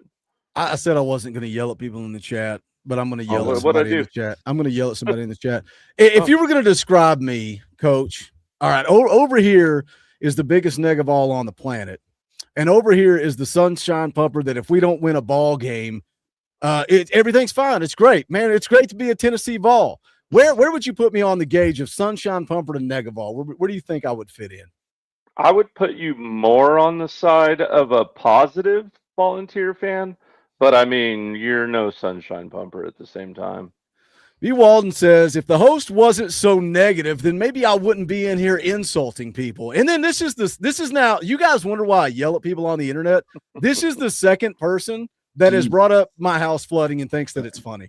Like they think it's funny that my house flooded and cost it's not just me. You can hate me. I don't care. Guess what? It cost my wife, cost my kids, cost my family $15,000 worth of damage. And you think it's funny? Like you think it's comical? Like Foul Ming went and set up a freaking GoFundMe, which I'm grateful for him taking the lead on that and doing that. I appreciate that, and I appreciate everybody that donated to it. But clowns like you in the chat that mock me and laugh because my family dealt with flood damage, I'm glad that's funny to you. Like you wonder why I get on here and call people like you a prick. You wonder why I ban that guy. And then now he goes over to all these other imitators and fakes on YouTube and says, man, that Boogie Bentley's a real jerk. Yeah, don't judge me on what I say. Judge me on what you said first and how I react to it. So good riddance, good luck, goodbye, moving on. Let's jump back in the film room here, Coach. See, I can't help myself, man. The level of stupidity. You were right. I'm stuck in the film on both my screens, so I didn't see it. That's a sad, unfortunate comment. Boogie's got the sweetest family, guys. The sweetest, most kindest family. Like I mean that from the bottom of my heart. So, like I said, hate me. Leave my family out of it. Yeah, stupid, exactly. Stupid. Yeah, All unfortunate. Right. All right. Yeah. Back up the left tackle side. Sorry to give you the full rundown last time. I was squinting there. But we got single wing again to the left hand side. We'll call it twins to the top of the screen, ace to the bottom of the screen. So, sorry, got me laughing. It smells better in here already. All right. As we see here, right? We see those 3 men squatted, 3 technique to 3 technique with your Leo to the top of the screen, showing pressure. But we're just gonna get a little down pop here. And this play I wanted to point out because I just think when he's active, like on the previous play, he's just got a great drive to stick with the play, and he's not going to settle on just that initial contact, which is something I love about him because there's just so many offensive linemen who hit someone, create the hole, and just stop like the play's over. One thing I'll say about him is he is not that player. He might mess up his feet here and there or get something crossed, but he's going to fight hard for you on every play. And Boogie, let's go ahead and let's talk about that stance again. Now you got a little better view of it, right? A little better view. He's at left tackle. Yeah, left tackle. Look, he looks right inside the wing. The back looks a little arched for me. He looks like he's leaning forward. He looks like a dude that's 6'8", 300 pounds and can barely touch his toes is what he looks like to me. Sorry. Right. So we just got to, like you said, we got to work on some of that dexterity. And once again, the feet getting crossed up. Anytime he got in trouble in this game, it's because his feet got crossed. A lot of times he's so strong, his size. He does that high school Kyle Kerberson talks about that he hates, where, in high school where the big tackles and guards are just so strong, they can turn you and just take you to the ground. Kerberson gets pissed because you can't do that at the college level. This guy is strong enough that he can do that at the college level. And when he does it, he crosses his feet occasionally. And that's when he can get into a spot of trouble. This play is a nit. Boogie, go ahead and give us the first. Let's watch him fire off of this line and see if he can stay low out of the. He fixed it. All right. This is a little better. Yeah, there you go. This is a little better. There we go. Now we're cooking. Let's rewind it to the beginning. He's a little slow to the party. He's like that baseball player that, got their hands on their hip. But when that pitcher winds up and gets ready to deal, they take a step, they get down, they're ready to play. All right. Well, you're going to have to work on that quick count. You're going to have to work on that quick count under a high pull system. There you go. Pop. That's way better. Way better. Nice first contact. We see. That was a good pause point. We see that lineman he's gauging with is, he's fully fired out. Look, he's out over his, what do we just talk about? His toes, right? He's reaching. Our offensive tackle is going to be teaching in this scenario. And I love that his hands are inside. You could probably see that even on this microscopic screen that we're working on here. Nice inside clutched hands. Give me just a tick or two more, Boogie. See if we can get him. Look at that. Do you see the strength there? You could see him. He just twists his whole body out. And then we can watch the follow through on this one. Twist that whole body out. Comes in for a little more and just never disengages him. The play is very obviously behind him. It's gotten turned, but he's going to stay with him. He's going to make sure he doesn't run down that play and tackle the running back after he makes a cutback or a spin move. You want to stick with him long enough that where if you're back does break it in that 10-yard radius, he's going to be able to take it all the way to the house. Those are the details I love about him. Look, size, strength, NFL body type, all that stuff is great. The feet are so important for an offensive tackle, so important. And if he can fix those, he can stick his size 50 shoe straight into Coach J's mouth, and I'll be his biggest fan watching him start on the left tackle position, or right tackle, sorry, if he can get there. Scoops, any final thoughts on Ory Williams, his commitment to Tennessee? What do you think about the starting at right tackle versus Jesse Perry at right tackle and Sham at guard? What are your thoughts on that? I mean, I think it's going to end up at right tackle. I think they've been wanting to slide Jesse out there to right guard. I think that's where they feel more comfortable having that. So I think, you saw them cancel that visit with the Delaware offensive lineman. If they weren't set on this guy having like immediate impact role, I don't think they would have canceled that visit and told him to look elsewhere. So I think they do. The biggest thing that Ellerby does in these visits is watching film, X's and O's. Is he brain smart? Does he understand the scheme? Can he speak the same language? And obviously they felt like it was a good fit. And even some of the plays we just watched, man. Being a young guy, only starting 2 games in the SEC as a redshirt freshman, but how much he's going to be able to grow mentally and game smart. I think that this is probably going to be the perfect system for him. I think Glenn Ellerby can probably bring the best out of him. You can knock the recruiting, but that guy gets his offensive lineman ready to play. Let me catch up on Super Chats real quick. Timothy McGee for 5 says, my question is, why do we only have 2? LOL. According to Negative Nancy fan, we need like 14 by now. Heibel's not serious. I am being sarcastic. Shout out, Timothy. I appreciate you. Wayne drops a 20 spot. We'll play the clip. Rocky Top!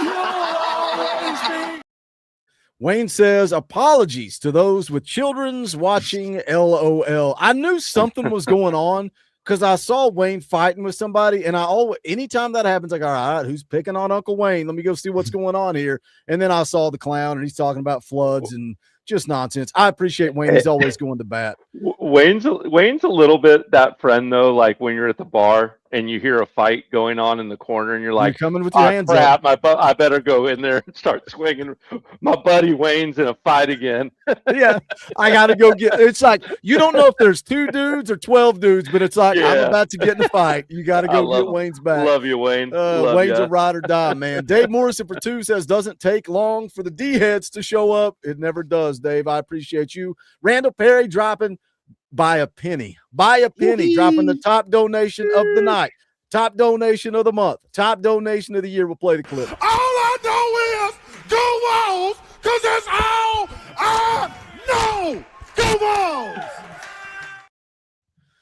Randall for $50. That is not cheap. I am very appreciative of you, my friend. Says, Boogie, I've been busy seeing your videos, but I'm weeks behind on catching a live to say some things. One, do you think Arian not coming back because of the defensive coordinator change? Also, I think Heupel taking a huge gamble at quarterback, but last year worked out. So, Arian Carter, I think, is just off to the NFL. I don't think it would have mattered if Tim Banks was back or not. I think Arian Carter saw an opportunity to head to the NFL, and it's hard to fault a kid for taking that opportunity if it's there, and that's what it looks like he's doing. As far as quarterback, gambled last year, gambling again this year. Let's talk about that gamble. Cordell Luttrell for 2 says, we're frustrated. Why are we not doing anything? I don't know, Cordell. I don't know. But let's come back. Let's come back to Randall's Super Chat talking about quarterback and talking about gambling. And it certainly feels like to me, and I said this at the top of the show, Plan A, Joey Aguilar. We're waiting on the courtrooms. We're waiting on this lawsuit to get resolved. Some people thought it was going to be as early as Monday. Still hasn't happened. Here we sit on Tuesday. No news. Is it going to happen by the end of the week? I don't know. Plan B, at this point, I mocked it at first and said there's not a lot of smoke here. Now the smoke is out of control. Now I feel like I see some light. Now I feel like there's a spark and there is a flame to Ty Simpson. Plan C, I told you guys, we're going to suit up Scoops and we're going to send him out there. But that's certainly the way the quarterback position feels to me. Scoops, agree, disagree? Like, I really think it's Joey, Ty Simpson, or I have no idea. If we're sending me out there, we're screwed. I only have experience in the wing T offense in my high school. We get him, man. We're going back in the old days, wing T or bust. But no, man, I feel like it was, it was a weird rumor.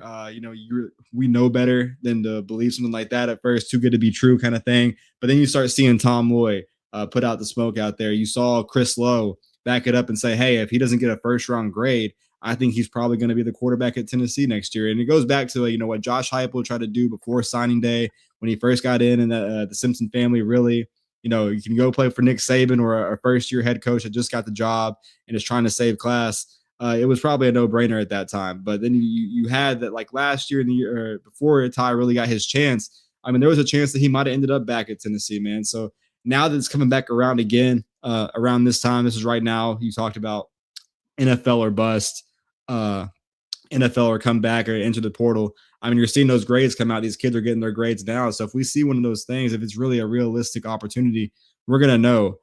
Based on all the tea leaves and information like we've heard, it feels like leaning more towards NFL than anything. But you're seeing some of these mock drafts, whether it's Kipper or the PFF, mock draft that dropped last night. He wasn't in that first round mock. So, I mean, is that a realistic thing to where is he not, mocked as a first round pick? Is he coming back? That's probably would be the best thing to fall into Tennessee's lap if he was to enter the portal and you could get involved there. We've talked about, putting the hands in the courts with Joey Aguilar. You really can't trust the courts with really anything. So waiting on a timeline decision right now when you're in an urgency mode to get this done and get a signal caller, knowing what happened last year, you have to take that gamble. You've missed out on a Brendan Sorsby. You've missed out on Josh Hoover, not getting involved and then getting a visit, from Sam Levy. Those guys, those big dominoes. Tennessee has swung for a quarterback. They're going to have to get a third quarterback regardless if they ride with GMAC and trust in the recruits. You're going to have to get a third quarterback in this day and age of college football. You always roster 3 quarterbacks. So, I mean, I want to believe there's so much smoke, around it. It's not getting shot down. But I think the biggest thing is saying, hey, there may be smoke to it, but if he has a chance to go pro, he's going to choose to go pro over anything. And you can't hate the kid after, wanting a 1-year thing and not knowing, if you can have that same stock that you could have entering the draft right now.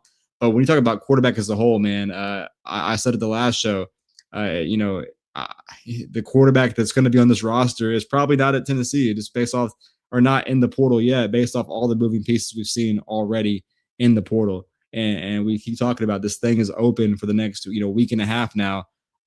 Maybe Tennessee is able to walk someone in if they really have to, and Josh Heupel's feeling a need of urgency based on the portal. Coach, have you heard these comments from Chris Lowe? Have you seen this? I think this came out yesterday. Have you heard or seen anything from this? I've heard a little bit of it. Yeah, I've seen a little bit of it. Listen, I'm going to play this, and we're going to do this. We're going to provide commentary, fair use. We're going to take a listen to the lowdown over at Rocky Top Insider. Shout out Rocky Top Insider. We love what pancakes and bacon does over there. But Chris Lowe tends to have his finger on the pulse, right? Chris Lowe was a huge ad for On3 when they hired him. I want to take a listen to his comments. We'll pause it and provide commentary over top of it, talking about the quarterback situation. Let's take a listen. So I think without question, Tennessee's combing the portal for a quarterback. And the one that's most intriguing, and Bama fans and Tennessee fans are going to sit up straight when I say this, is Ty Simpson. I do not believe Ty Simpson will be back at Alabama next year. I think he's gone. I think it's either he's going to pros and going, entering the draft, or I think he's going to go into the portal. Now he's again, we're coming back to the fact that Tennessee's quarterback next year is going to be from the transfer portal. Well, Jay Lehman for 2 says, give Walton some Midol, Snickers, and corn liquor. Timothy McGee for 5 says it's time for Halsey to earn his money, develop GMAC, or quit recruiting high school kids to sit on the bench making millions of dollars. Ron the Don's been a member for 38 months, says, hey, y'all, GBO, if you sign up and join the channel, you too, yes, you can leave a nifty green comment like this and be a part of this. Come on, let's go, GBO. Shout out Ron the Don. Yeah, that's a perk of being a member. You get a free super chat. I think once a month is how that works. Coach Timothy said it's time to develop GMAC. We've had the conversation before. We're going to the portal. We're not starting GMAC. But can you just hammer this point home? No matter what, we got to have a quarterback. It doesn't matter if we get a starter or not. You need a third quarterback, and nobody's coming here to sit on the bench. Yeah, you would think you would need one. I mean, I'm not saying you couldn't make a youth movement. You could do it, but you still need a depth piece, even if you are doing it. So you are correct there. God, that's a big conversation. Maybe we won't have it now about making a youth movement that position, but I do think you would need that piece either way, like I said. So you think they're going to make a move for the transfer portal? I'll be interested to see who that is. Is it Ty Simpson? How do I feel about Ty Simpson? I mean, I'll root for anyone that wears a Vols jersey. So I guess I'm just cheap like that, Scoops. I guess I'm just cheap like that.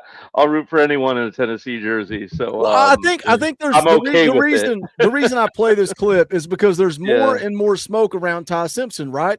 And we're getting more and more confirmation Well, of let's just there's the conversation of does he return to college football or does he go to the NFL draft? There is very mixed feelings about what Ty Simpson is going to do here, but now where it gets interesting is people like Chris Lowe, and again, that's why I play this clip, and there's still some more we can listen to. But when he says he's not returning to Alabama, I believe that wholeheartedly. I think it is NFL or I'm going to enter the portal. If he enters the portal, I don't think it's a question. I think he's coming to Tennessee. My problem with the whole situation is Josh Heupel cannot continue to sit here and wait on a courtroom to make a decision on Joey Aguilar or Ty Simpson and his family to have a conversation. You know what? I'm changing gears. I'm calling an audible because has Josh Heupel talked to Ty Simpson? We see this week. Let's get our tinfoil hats What's on. the audible boys. name? Scoops. What's the name of the audible? No. Scoops Thailand. Scoops mentioned this earlier. That Josh Heupel is in Martin, Tennessee, recruiting a high school kid, and people are freaking out, going, "Why are we visiting a 3-star defensive back in Martin, Tennessee?" And Josh Heupel's fat and lazy, but he's wasting his time recruiting 3-star defensive backs. On the other side of that, you got people with their tinfoil hats on, which I love this mindset. And Miles Brown just so happens to be in the hometown of Ty Simpson, who just so happened to be sitting down with his family, with his agents, having a conversation. Are we going to the NFL? Are we going to play another year of college football? Josh Heupel just so happened to be in town. Was Josh Heupel sneaking around having conversations with Ty Simpson's family, tampering, allegedly? Scoops. Hey, we've heard some crazy stories when it comes to Tennessee recruiting, regardless of the staff. You've seen Austin Price obviously shoot it down, being like he has the essential of having a private jet and traveling and doing what he wants to do, making the most of his time. Because a lot of people fired back, not focusing on the portal, but he's still having those involving in the portal. But no, man, Martin, Tennessee. A lot of people don't know, if you're not familiar, Graham Simpson is the quarterback at Westview now. So I mean, little bro is right around the corner. Hey, tell your brother, tell your brother's agent to call me. Have those back channel conversations. Can't talk to someone that's not in the portal, allegedly. But I mean, there's some way around it, man. If tinfoil hat on, I refuse to believe that there was not a conversation to at least have a feel of how realistic it was.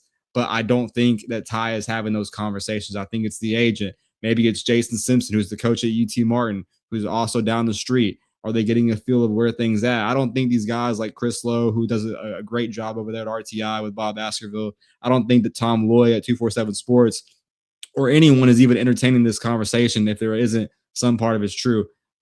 Does he probably have a higher chance of going pro than coming to Tennessee? Probably, because it's really hard to pass up going to the NFL draft when you're a top 3 quarterback based on that draft. But if you maybe in the back of his head is like, hey, I don't want to go to the New York Jets. I don't want to go to the Raiders. Do you return one more year and take that gamble and play for your in-state school that you wanted to end up at, regardless? I mean, that would be the craziest storyline to me. Do I think that it's real? Not yet, but do I think that the conversations are being had and it would be a waste of time out there to not at least kick the tire and get a feel when things haven't gone your way so far? And we talked about Joey Aguilar being that Gaston Moore insurance plan if you need him to come back one more year if he does win his appeal. I would take the guy that's a top 5 quarterback in the draft being my signal caller next year over, anyone else, in my opinion. Dude, that's where I'm at. And like that's kind of been my response to some of the comments of people saying, I don't want Ty Simpson. He sucks. This is a guy that midway through the season, people were talking about being a Heisman Trophy front runner. We're talking about a guy that is basing his decision, coach, on whether or not he's satisfied being a 2nd-round draft pick instead of a 1st round. You don't think he could come to Tennessee and have success? Sign me up for that. Like I'm not going down this crazy tinfoil hat conspiracy theory, but I feel like there are so many layers to this. for Josh Heupel to not be active in the portal at quarterback, yes, cup of coffee with Sorsby, cup of coffee with Hoover, not even a cup of coffee with the UNLV kid. I refuse to believe that Josh Heupel is sitting there going, I'm good with George and Faison. I don't need anybody. I think he's talked to Joey Aguilar and he said, you're the guy unless you're not. If I can go get somebody else, will you be my Huckleberry? And Joey Aguilar said, I'll be your Huckleberry, but I'm out the door if you find who you want. And I think it's this, I'm telling you, Tim, I need my tinfoil hat. I think Joey Aguilar is the fail-safe. If Ty Simpson falls through, if Josh Heupel can't find somebody, but the lawsuit goes through, I think Joey is the fail-safe. I don't think he's plan A. I think he is a last resort if this lawsuit goes through. But now, again, you're waiting on a lawsuit to go through. You're waiting on Ty Simpson to make a decision. Coach, I know you don't like to put on tinfoil hats. I know you don't. I know you want to see what the roster looks like in 2 weeks, but play along with me here. What does Coach Jay truly believe is going on with the quarterback position right now? Shoot, man. I mean, I think I'm in the same boat a lot of people are in. They don't exactly know, but I kind of said it. I do feel like Heupel's got a little more idea than we do, and maybe I'm 100% wrong about that. That's possible. It sure. But I do think he obviously must know a little more than we do. He's had all these agent conversations, as Scoops is alluded to. So maybe it's a little more real than we know. I'm sure. And the other thing Vol fans got to remember, I'm sure we wouldn't be the only one buying for him if he becomes available, right? Like there's still going to be. Go ahead, Scoops. No, there's other teams that I've heard like around the corner that have had, pulled out interest with agents, like Miami, Lane Kiffin's still down there. If he doesn't get Sam Levitt, he's in a lot of trouble. I don't think there's a single quarterback on that roster right now. So I mean, there's a lot of teams that are desperate as well, but it would make a lot of sense if Tennessee was at the top of that list. They might be desperate. Where does Ty Simpson want to be if he comes back? It's like you said, Scoop. Ty Simpson wanted to be at Tennessee. The only reason he wasn't at Tennessee is because Pruitt got fired and they didn't have trust in Heupel. Who did have trust in Heupel when he came in here? Nobody did. We didn't. But he's shown you've seen that trust now. And what better story than Ty Simpson to go screw Alabama? I'm coming back home. Go throw the ball around the yard at Tennessee and let's have ourselves a day. Let's go win a Heisman. You talk about the most crazy story of all time. He leaves Alabama, comes back to Tennessee, and becomes the first one to hoist the Heisman Trophy. I'm here for this 30 for 30, boys. I'm here for it. Somebody tell me it's happening, please. Yeah, hey, man, it could happen. I know a lot of people probably watched the Rose Bowl and, maybe got a little turned off to him, right? Or maybe had a long memory from the Florida State game, his kind of first jaunt in the start. I will say this, that Mint defense frustrated Ty anytime he played it. And I know a coach who's really good at beating that Nick Saban Mint defense. He happens to reside. Well, one of them resides in Knoxville anyway.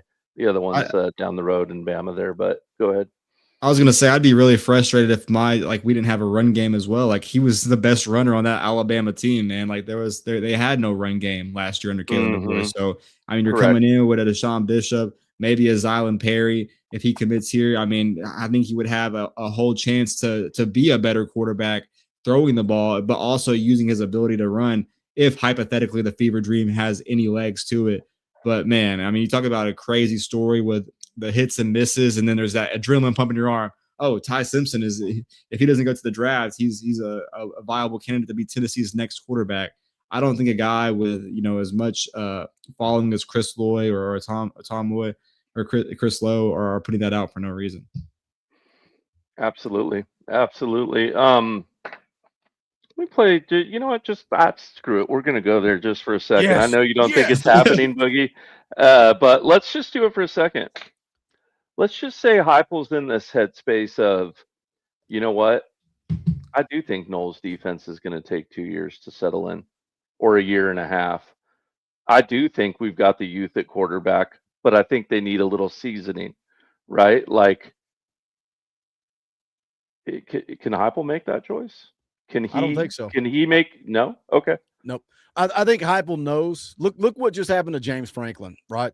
Like James Franklin just got ran out of town. He was a field goal away from being in the national championship the previous year. Look at our fan base right now. Like the only optimism, I shouldn't speak in absolutes like this, but this is the way it felt. That's why I asked. Okay. It felt like Yeah, when Tim Banks ahead. got fired, this fan base had a new life. All of a sudden, everybody was excited again. Everybody couldn't wait. Everybody wanted to see who we were going to hire. Everybody was excited. And then we went and lost to Illinois. And everybody went right back to misery. And everybody went right back to this team sucks. And Josh Heupel sucks. And Danny White sucks. And the sky is falling. And everything's burning to the ground.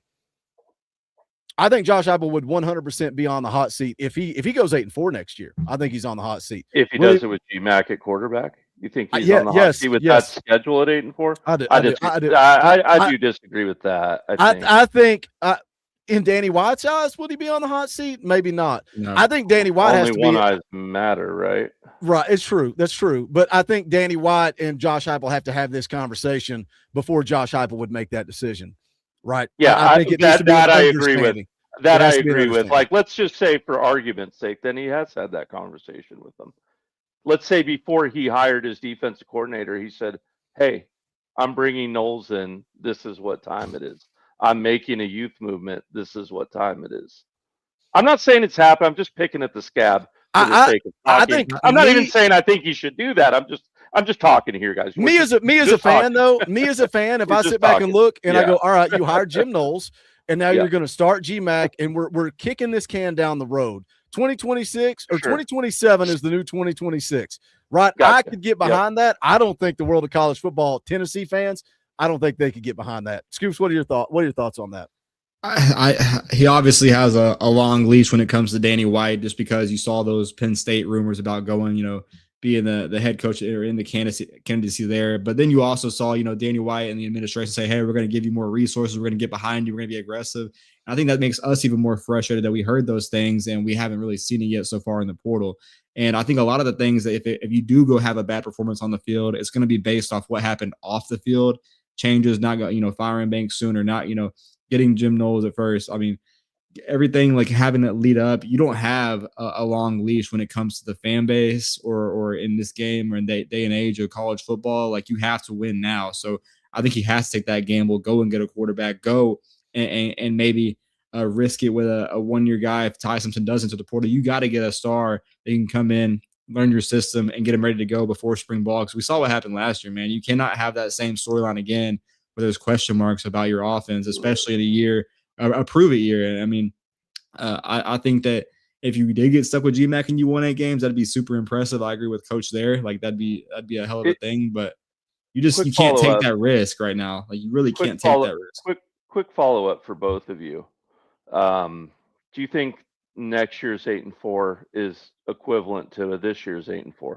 No. I think 9-3 next year is equivalent to going 10-2 or almost like a 11-1 with a bad loss or something, like getting in that threshold. No matter if there's an expansion or not, when you're playing this 9-game schedule and you're choosing to adapt to this new format, I mean, you're going and playing the best of the best. Like, we get lucky playing first-year head coaches a lot next year, but they're going to be fired up, ready to go because they have the resources to raid the portal and steal their system quicker. You're seeing that happen like all over. So you just can't get left behind when everyone else is making these moves. That's the biggest thing to me.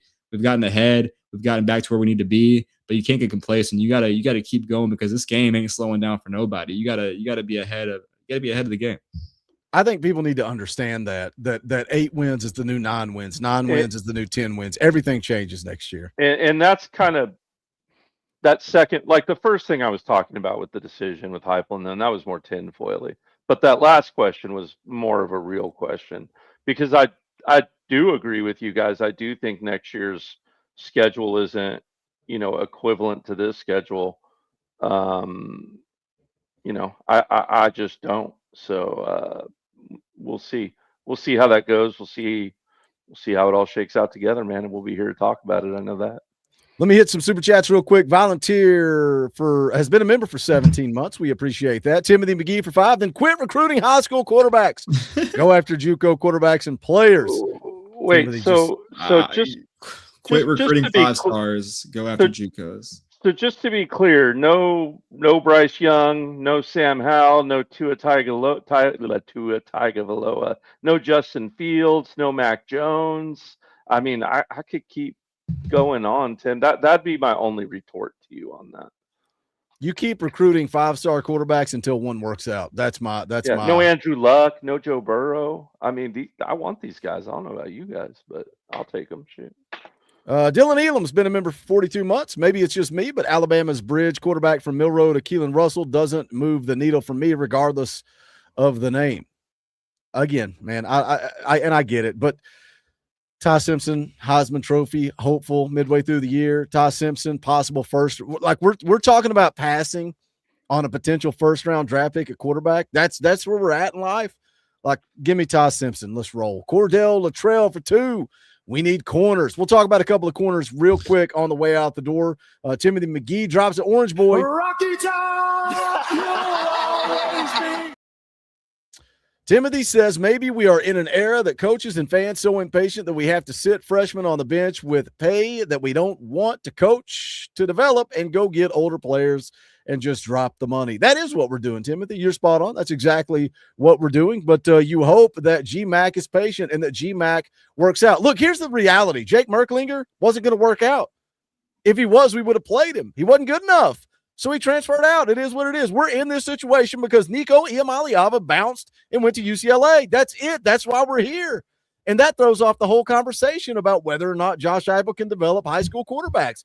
We don't know because Nico left, Jake wasn't ready, and now George is the next man up. So let's let George develop, grow, and see. I feel like I argue with Timothy about this every time we go live. But shout out, Timothy. I'm here. I appreciate you. He dropped you another $5 super chat and says, how are you going to be sure if you leave them on the bench? Because Josh Heupel watches him practice every day. Every day. Every day he watches them practice. It's not about what I think. Every day. It's about what Josh Heupel thinks. I'm trusting the national championship winning Heisman runner-up guy that's in the room every single day to show me what he wants at quarterback.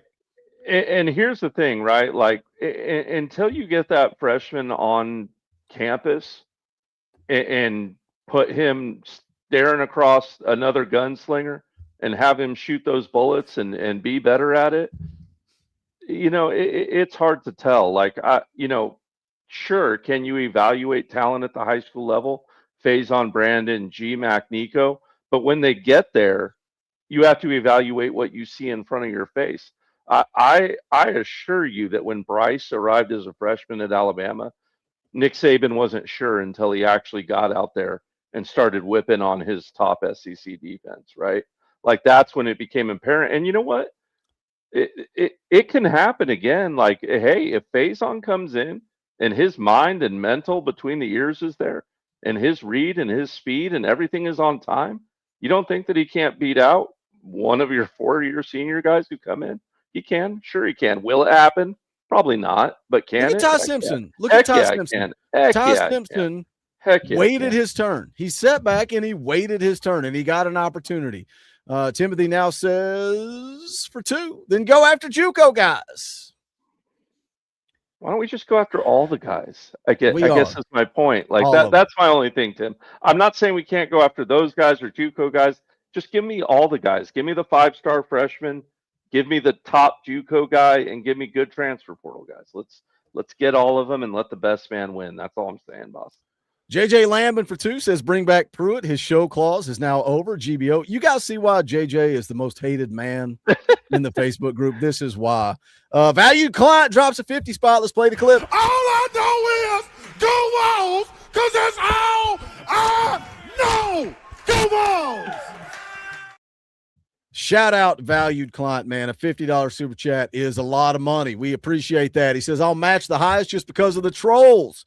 Coach Josh Heupel has his issues, but getting the best out of a quarterback is not one of them. I agree, and the proof is in the pudding, right? What he got out of Hendon Hooker, what he got out of Joe Milton. Nico comes in as a redshirt freshman, takes us to a college football playoff. And now, you could go back even before he arrived at Tennessee. And again, we'll never know if Nico was going to take that next step.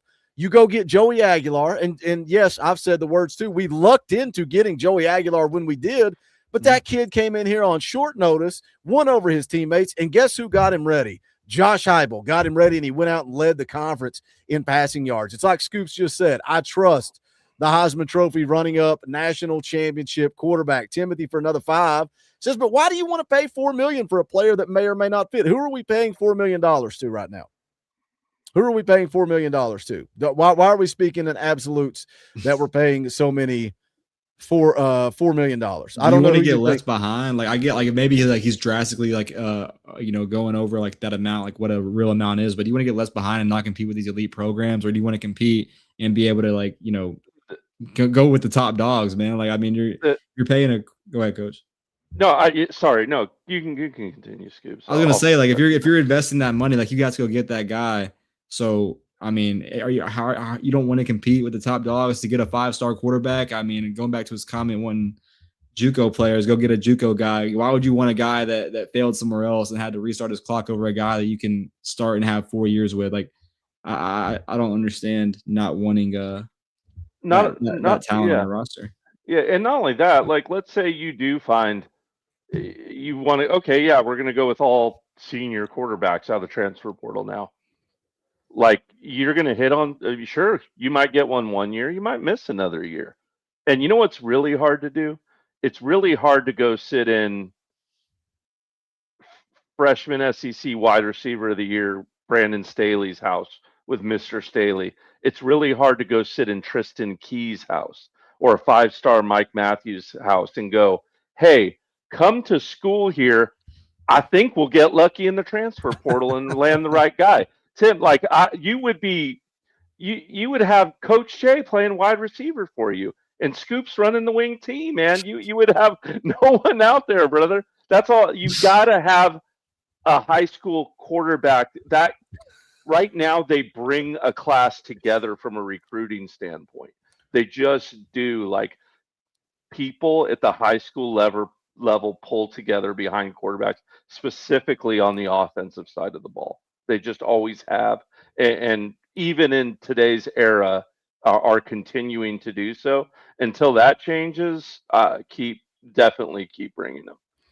That is such a good point. Timothy for another 2 says, just to get that guy that played for 3 to 7 teams. Coach makes a great point there. Like, look at when I feel like Nico was a huge turning point in recruiting. He made it sexy to come back to Tennessee. All the uniforms, all the pictures, all the stuff that was floating around the internet, him peer recruiting. And then you take that, and George McIntyre was the same way. Faison Brandon was the same way. Those are the guys that you were always talking about when these kids were on campus for visits. It was George, and it was Faison, and it was Nico that were peer recruiting them. 32 Rod Hot drops a 50. All I know is go Vols, because that's all I know. Go Vols! I hope more people come in here and mock my family for going through a rough time. So you guys just drop 50s like crazy. Y'all are nuts. I appreciate you. 32 Hot Rod says, can we somehow gain a little more momentum, and how? Scoops, how can we gain momentum? For me, it starts with Amari Campbell. That's where it starts. Like, look at this roster. Look at the needs going into the portal. And yes, we got the offensive tackle. In my eyes, and regardless of what this coaching staff believes and where this thing ends up, in my eyes, we needed a body at tackle. We got a body at tackle. We need a body at running back. We're trending for a body at running back. We needed a defensive back. We got one in the kid from Kansas State that Coach Jay's pretty high on. That gives me confidence. But it starts with me. To gain momentum, it's Amari Campbell. That's where it starts. Xavier Gilliam. If we can find a way to get Campbell and to get Gilliam, 2 guys that played for Jim Knowles, that to me is how you start this momentum. But then 2, like the 2 kids that entered the portal from Alabama, they were on nobody's radar. It's fair to say this thing, most of the big players are going in, but we may still see dominoes fall, and Tennessee may have more opportunities. But for me, it starts with Campbell and it starts with Gilliam to create a little momentum. That's where I was going, man. Dominoes falling. If you can have the few that have been trending already, you got a Zylan Perry out there. If you can get him in the boat. Tennessee's still working on Jaquez White, the Troy defensive back. Can you add another DB in your backfield? Sounds like James Franklin of Virginia Tech causing some pause there. Tennessee was trending out of the visit. If you can close that one out, get him in there. Gilliam is a huge one. Was always going to take all 3 visits. I'm not ready to close the door there yet, just based off the familiarity with Knowles and AJ Jackson in that room. But you talk about those dominoes falling, build momentum. That leads to a big domino, Amari Campbell. If you go out there and you get the number 2 linebacker in the portal and you have some signs of life, you get some things going. I mean, that gets that fan base right there behind you, showing that you are trying to fill these pieces, get some quality guys here on campus. And then once those names start falling, you're seeing Tennessee with that trajectory. It's not a marathon, or it's not a sprint, it's a marathon, man. This thing's going to keep going. More names that we haven't heard are coming out. Tennessee's going to be working those phones. I promise you. There's guys that you don't even know we're going to be on campus. We didn't even know Ory Williams was on campus for a visit until AP put it out there that, hey, this guy is a late arriver. Seems like Tennessee is working this one heavy. And then he shuts it down and he cancels other visits. I think it goes back to how we started the show, man. You get these dominoes to fall, some big names in there. You are more aggressive as the later goes on, the later this gets, filling out these spots, man. I think you have a chance to find some momentum. And if you can go out there and get some good energy and just, get behind something, get behind a plan, noticing that your board is, either getting smaller or adding new names. If things can go the right way, having long-term success, I think that'll help us out a lot. You just got to get going, man. One bad miss, a trick is going to hurt. Chaz Coleman going to Ohio State, it's going to seem because those are the big names, but that doesn't stop the game plan, man. You stick to the plan and keep going, have some urgency, and get these guys on campus. Shout out 32 Hot Rod for the 50 spot. That is very generous, and we appreciate it. Timothy McGee for 5 says, then get them playtime no matter what and not drop a bag to sit. Timothy. How would it feel, Timothy, if I told you that a lot of these kids' parents don't want them to burn their red shirt, so they tell them not to play them if they're not going to be the guy? Like, have you thought there's that's a real conversation where they're going out there and getting FCS experience, but you're not going to have many of those anymore. You get 3 now instead of 4, and why would you go and burn a year if you're Bookham Dano for 10 says, just tired of everyone saying G-Mac is too skinny. Jaden Daniels was the skinniest quarterback I ever saw. He is still skinny for an NFL quarterback. He can take us where we need to go while Faison develops. This is what I would say to that, Bookham Dano. Who is saying G-Mac is too skinny? Who regurgitates that every day? Who puts that out there as a talking point? We do. Fans do, right? We all say, oh, he needs to gain weight. It's one of those things that gains traction. If G-Mac was ready on the field, if G-Mac had it between the ears, if G-Mac grasped the offense, if G-Mac was ready to go, Josh Heupel would play him. I don't care what his weight is. Josh Heupel would play him. And all I can do is go back to what we said. Josh Heupel knows what he wants, knows what he needs, and he doesn't feel like George McIntyre is ready. I don't think it's just a weight thing. I think G-Mac does need to gain weight, but I think if he was ready everywhere but weight, Josh Heupel would be playing him. Joey Carroll for 5 says, Dorothy, thank you for all the videos and lives. Keep up the great work. Shout out, Joey. I appreciate you. I'm going to go live tomorrow at 6:30. We basically moved EA Sports College Football from tonight to Wednesday night, 6:30, business as usual. Guess what? We're going to be talking all about the transfer portal. So come hang out for that stream. I'll do like I always do. We'll play the little digitally animated men. Coach Jay will come on around game 5. We'll go head to head. Him and I will talk. Scoop sometimes pops in. You never know what's going to happen on a Tuesday night, Wednesday night this week. Be here tomorrow at 6:30. Coach, you were going to say something there about the super chat. Anything you want to add before we get out the door? No, I'm good. Coach Jay's like, I completely forgot what I was going to say. Yeah, I completely forgot what I was going to say. All I want to say is go Vols, and go Vols. There you go. Timothy for 5 says, then no matter what, every year we're going to freak out because we don't have any quarterbacks. That's not necessarily You're freaking out, Timmy. I'm freaking out, man. Everybody's freaking out. Look, if Nico had not left, if Nico had stayed, that's what threw everything off, was Nico transferring. Had he stayed and played this year, then he would still be the quarterback, and George would still be getting ready, and Faison would come in as a freshman. You want 3 guys in the room. Nico transferring derailed everything. We had to go get Joey. He was a one and done. Jake left because Jake was never going to play. That threw everything off. I'm just closing. I'm with Coach, going back to it right now. Maybe some BVS. You want things to be better in the portal.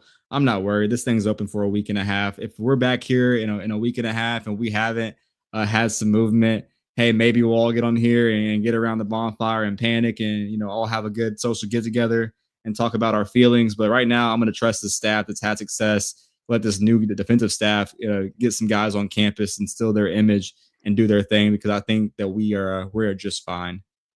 I'm trying to grind for you guys. I'm trying to track down all the news, put out all that news in 2 to 3 videos a day. Then we jump on and go live at night so you guys can try to stay up to date in short 10-minute videos. So I hope you guys are enjoying the content.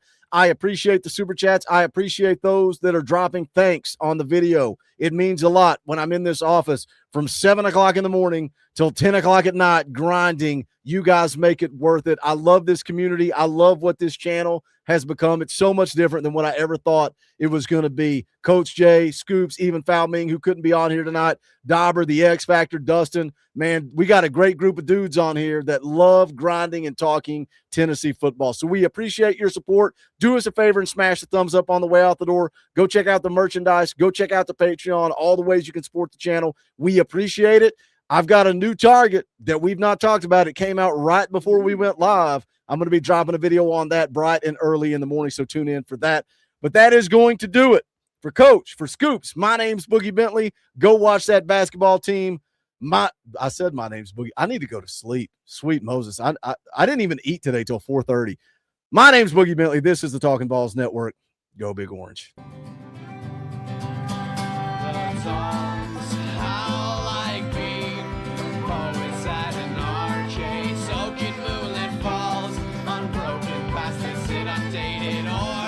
That we call home, and it's night and I'm alone and I'm alive.